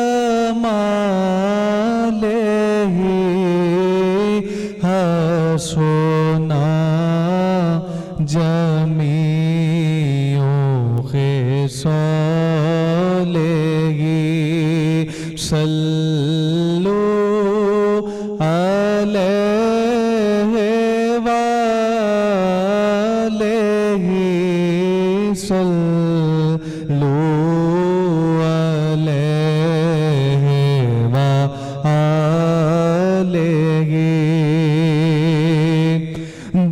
जिसे चाहा दर पे बुला लिया, जिसे चाहा अपना बना लिया, जिसे चाहा अपना बना लिया। ये बड़े करम के हैं फैसले, ये बड़े करम के हैं फैसले, ये बड़े नसीब की बात है। सल्लू अलैहि व आलिहि। और न कहो के आका यहाँ नहीं, ये कहो के आका कहाँ नहीं, ये कहो के आका कहाँ नहीं। वो तो जान है दो जहान की, वो तो जान है दो जहान की, वो नहीं तो सारा जहां नहीं। सल्लू अलैहि व आलिहि।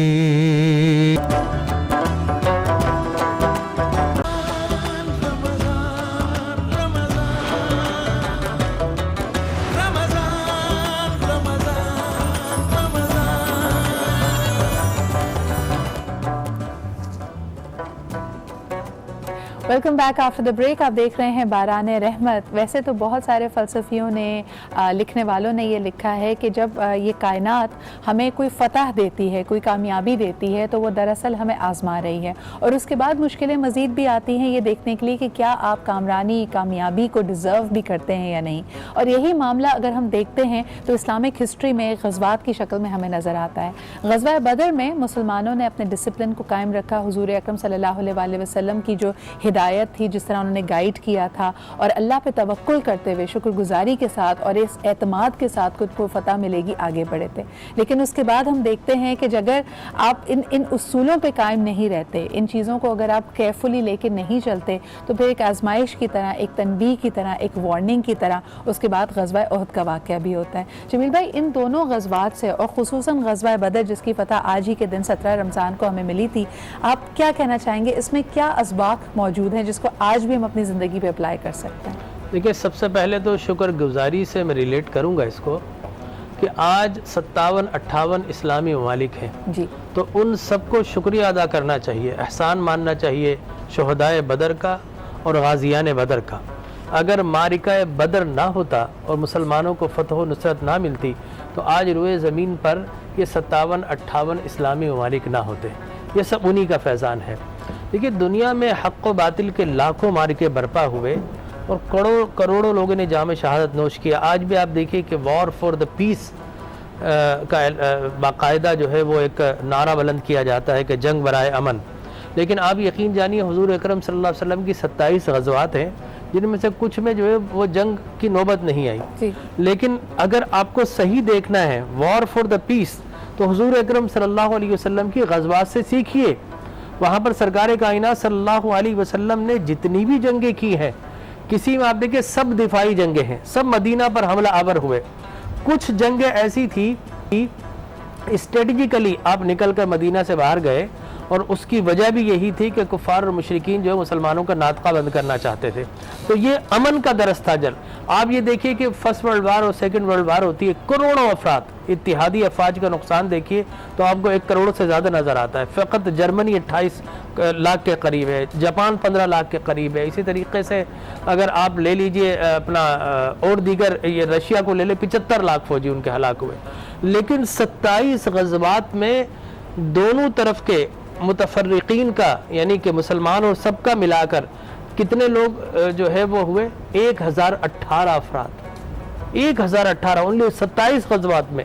تو یقینی طور پر جو واقعہ بدر ہے وہ یوم الفرقان ہے, انسانیت کے لیے بھی اسلام کے لیے بھی. فرق ہے, تمیز ہے مظلوم اور ظالم کے درمیان. جہاں ہم کہتے ہیں کہ زندگی کا مکمل ضابطہ حیات پیش کیا کہ ہر معاملے کو کس طرح لے کے چلنا ہے, وار کی اسٹریٹجی بھی, وار کے جو اصول ہونے چاہیے کہ آپ ہمیشہ جیسے کہا جاتا تھا کہ خواتین کو بچوں کو نقصان نہ پہنچایا جائے, مال غنیمت کو اگر آپ نے لینا بھی ہے تو اس کا کیا طریقے ہوگا, جو جنگی قیدی ہیں ان کے ساتھ کیا رویہ ہوگا. جیسے یہاں تک بتایا گیا کہ اگر ان کے پاس کوئی دنیاوی علوم ہیں جو آتے تو پہلے وہ علم سیکھ لو بجائے اس کے کہ صرف ان پہ ظلم کیا جائے.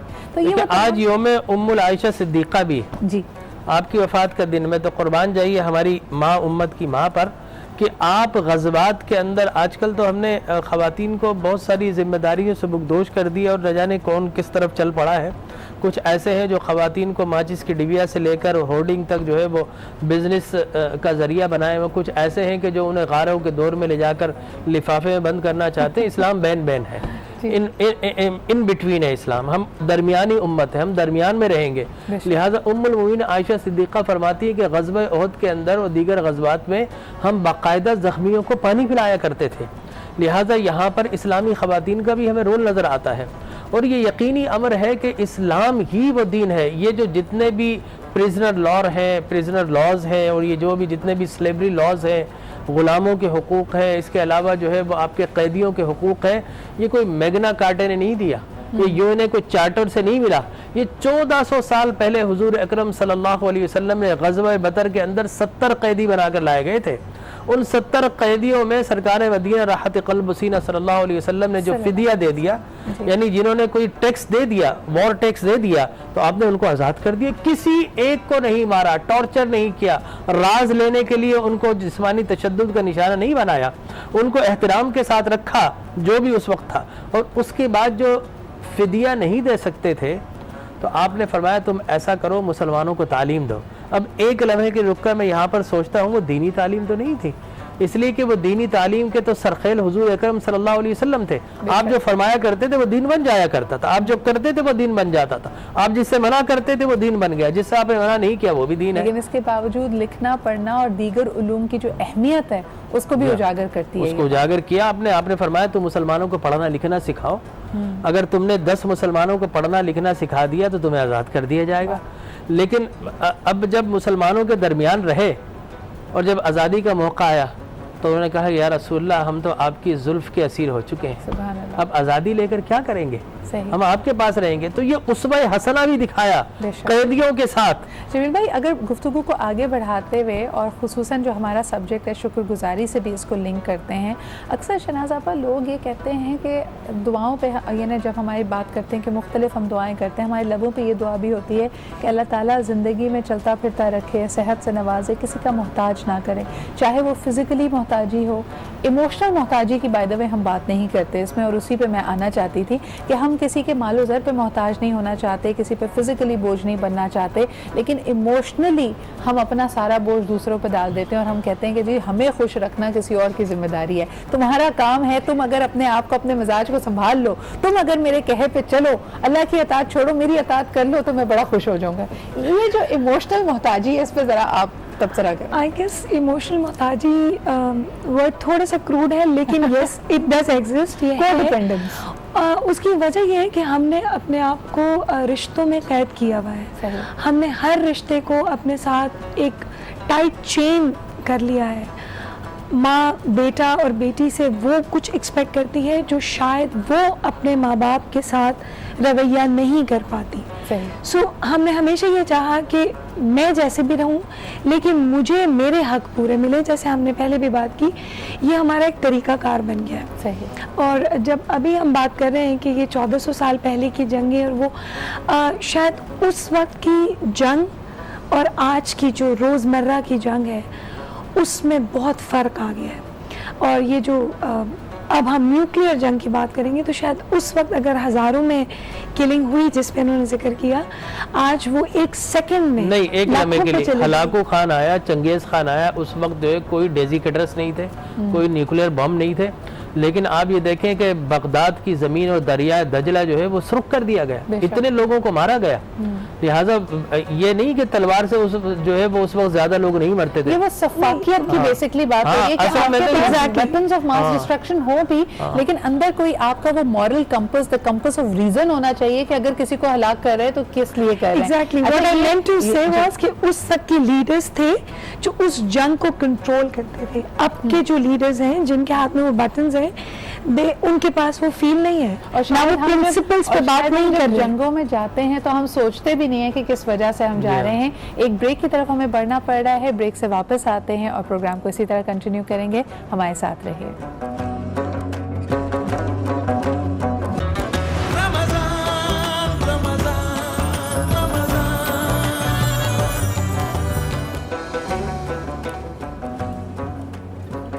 Welcome back. जी हम बात कर रहे थे को डिपेंडेंस की, लेकिन दुआ हमारी यही होती है कि अल्लाह ताला अपने अलावा हमें किसी का मोहताज ना रखे, और यकीनन यही दुआ हम मांगते हैं अपनी हर नमाज में, चाहे आपकी फ़िज़िकल हेल्थ हो, आपका मालो ज़र हो। दुआ यही करनी चाहिए कि अल्लाह ताला देने वालों में रखे और आपको कभी किसी के सामने हाथ ना फैलाने पड़े, क्योंकि वो जो इंसान की मेरे ख्याल में इज़्ज़त नफ्स को, जो आपकी अपनी अना को ठेस पहुँचती है, कई लोगों के लिए उससे संभलना बहुत मुश्किल हो जाता है। हमारी आज की दुआ भी इसी हवाले से। आइए सबसे पहले देखते हैं कि लोगों का इसके बारे में क्या ओपिनियन था। पब्लिक ओपिनियन की तरफ चलते हैं। इलाही तेरी चौखट पर भिखारी बन के आया हूँ। अल्लाह ताला अपने सिवा किसी और का मोहताज ना करे, सिर्फ अपनी ज़ात का ही मोहताज बना के रखे, इंसानों का मोहताज ना बना के रखे। सारी ज़िंदगी हमें सेहतयाबी के साथ रखे अल्लाह ताला। अल्लाह सूरत का मोहताजी नहीं दे और अपना इतना हिम्मत दे हम कमाए खाए अपना बच्चों को खिलाए। मुसलमानों के लिए दुआ मांगते हैं कि मोहताजी से बचा के रखे और उनको खुश रखे। बस अल्लाह पाक किसी का मोहताज ना करे, अल्लाह पाक परवरदिगार अपने हिफ्ज़ व अमान में रखे। अल्लाह ताला अपने अलावा बस अपने सिवा किसी का मोहताज ना रखे। मेरे मालिक मोहताज आप देख रहे हो ना, आजकल सब मोहताज है भाई, हम सब मोहताज है मेरे भाई। अगर अल्लाह करे तो ज़्यादा अच्छा है। भिखारी वो के जिसके पास झोली है न प्याला है। अल्लाह ताला किसी का मोहताज न करे, किसी का कर्जा न करे, किसी के सामने हाथ ना फैलाने की जरूरत पड़े, और वो जानता है कि किसके साथ क्या करना है। तो सबकी स्टोरी लिखी हुई है। अल्लाह ताला हमें चलते फिरते से दुनिया से उठा ले, किसी का मोहताज नहीं करना। अल्लाह किसी का मोहताज ना करे, किसी के सामने हाथ ना फैलाना पड़े किसी भी लिहाज से। बस आप किसी के ऊपर डिपेंड ना करो, तो बस अल्लाह सबको खुश रखे। इंसान को किसी का मोहताज ना करे, बीमारियों से और कुदरती आफात से महफूज रखे, ईमान और सलामती के साथ जो है आखिरत बेहतर हो। तेरी चौखट पर भिखारी बन के आया। हर एक के दिल में एक खौफ, एक कहीं ना कहीं एक एंजाइटी होती है कि जो कुछ अल्लाह ताला ने आज उसे नवाजा है कहीं वो छिन ना जाए, और उसका तो बेसिक फॉर्मूला यही है कि आप अल्लाह ताला का शुक्र अदा करें तो वो आपको और नवाजेगा। लेकिन ये जो खुसूसी तौर पे दुआ है मोहताजी के हवाले से कि अल्लाह ताला किसी पे डिपेंड ना करे, सिर्फ अपने दर से ही दे और इस तरह दे कि किसी और के आगे हाथ फैलाना ना पड़े। शनाज़ आपा, जमील भाई से तो हम इस हवाले से दुआ ज़रूर पूछेंगे, लेकिन आपसे पूछना चाहूँगी कि आजकल के दौर में जब हर एक को लगता है कि हमारे अखराजात ज़्यादा हैं और हमारी आमदन कम है, बहुत सारे लोग बुरे बॉसेस, बुरी जॉब्स, और जहाँ पे आपको लगे कि आपकी हद तक की इज़्ज़त भी हो रही है, उसको बर्दाश्त इसलिए कर रहे होते हैं क्योंकि हालात इस वक्त बहुत संगीन है। ऐसे लोगों को क्या कहना चाहेंगे? दिल में तो हमारे है कि किसी का मोहताज ना करें, लेकिन फिर आप तल्ख हकीकतों को, सिचुएशंस को डील कर रहे हैं ओनली बिकॉज आपको पता है कि अगला कोई आमदन का ज़रिया नहीं। सिद्रा, ऐसे हालात जो हमारे यहाँ इस वक्त माशरा है उसमें तो बहुत ज़्यादा है जी। हैव्स और हैव्स नॉट वाला जो एक माशरा हमारा बन गया है, हमने अपने आसपास के लोगों को या अपने सही मानों में इर्द गिर्द के लोगों के साथ अपने हुकूकुल इबाद निभाना छोड़ दिए। सही। हम ये महीना तो बहुत ज़्यादा जोश व खरोश से मनाते हैं, चैरिटीज़ एक अपने उरूज पे होती हैं, जबकि हम पाकिस्तानी चैरिटीज़ के मामले में बहुत ज़्यादा फराख दिल भी हैं, बट फिर भी जो इस महीने में हम करते हैं ना, अगर इसी को हम बेशक इतने बड़े पैमाने पे ना करके जो 100 लोगों का दस्तरखान या 500 लोगों की इफ्तारी, उसकी जगह में अगर एक घराने की भी कुछ हेल्प शुरू कर दूं, बिल्कुल, नॉट फाइनेंशियली, हाँ, बट अगर दूसरे तरीक़ों से भी, तो हम इस जो एक काफ़ी खिंचाव वाली सोसाइटी है। शनाज़ा पर एक चीज़ है चैरिटी करने में हम सब बड़ी खुशी महसूस करते हैं कि हम दूसरे की मदद कर रहे हैं। यहाँ बात हो रही है मज़दूर का हक उसका पसीना खुश्क होने से पहले दिया जाए, वहाँ पे हम में से बहुत सारे लोगों की कोताही हो रही है। लेकिन जमील भाई आपकी तरफ आना चाहेंगे, मोहताजी से अल्लाह ताला के हुजूर में जब ये गिड़गिड़ा कर दुआ की जाए तो उसका सलीका, उसका तरीका, कोई ख़ास अंदाज़? देखिए, अल्लाह तबारक व तआला जल्ल व अला को आजिज़ी बड़ी पसंद है, बेशक, इसलिए कि ये वो चीज़ है जो रब के पास नहीं है, ठीक है ना। अल्लाह तबारक व तआला मुतकब्बिर है, अल्लाह तबारक व तआला खालिक है, अल्लाह के आजिज़ी बंदे की सिफत है, ठीक है ना, खालिक की सिफत नहीं। बेबसी बेकसी के साथ रोते हुए उदउ रब्बकुम तदर्रुअन व खुफिया, कि अल्लाह के मांगो तो रो कर गिड़गिड़ा कर मांगो। हालांकि आप ये देखें कि फरमाया कि रोना ना आए तो रोने जैसी शक्ल बना लो। अब रोने जैसी शक्ल तो यकीनन एक अदाकारी है, लेकिन अल्लाह को उस पर भी प्यार आता है कि बंदे की अजज़ो इनकिसार उससे झलक रही है, ठीक है ना। तो यकीनी तौर पर अल्लाह से जब भी मांगो तो रोते गिड़गिड़ाते मांगो, बेबसी के साथ, इज़्तिरारी तौर पर बेकसी के साथ मांगो, और जिस जुबान में मांगो अल्लाह सारी बोलियां समझता है। सुभान अल्लाह। तो मांगिए अल्लाह से, जो अल्लाह से मांगते हैं ना, फिर वो लोगों के सामने हाथ नहीं फैलाते। बहुत खूबसूरत बात, बहुत बहुत शुक्रिया जमील भाई, शनाज आपा फॉर बीइंग हियर।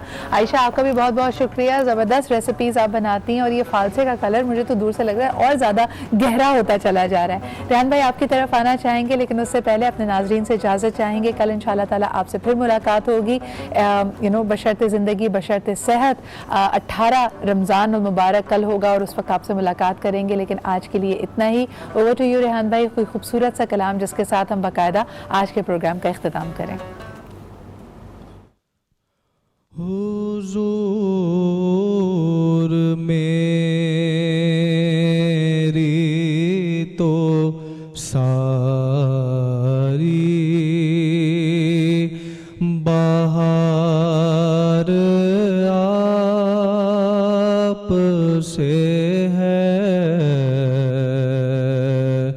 मैं बेकरार था मेरा करार आप से है, हुजूर मेरी तो सारी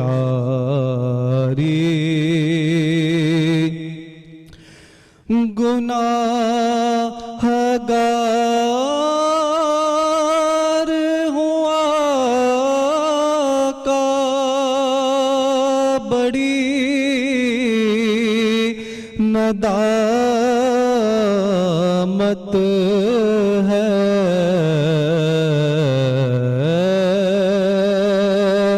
कसम खुदा की ये मेरा वकार आप से है, मैं बेकरार था मेरा करार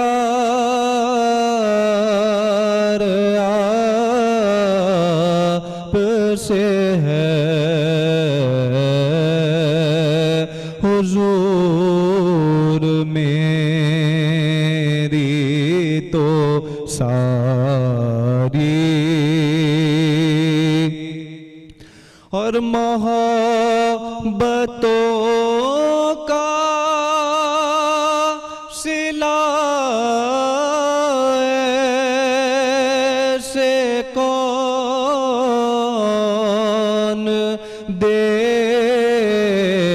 कहता है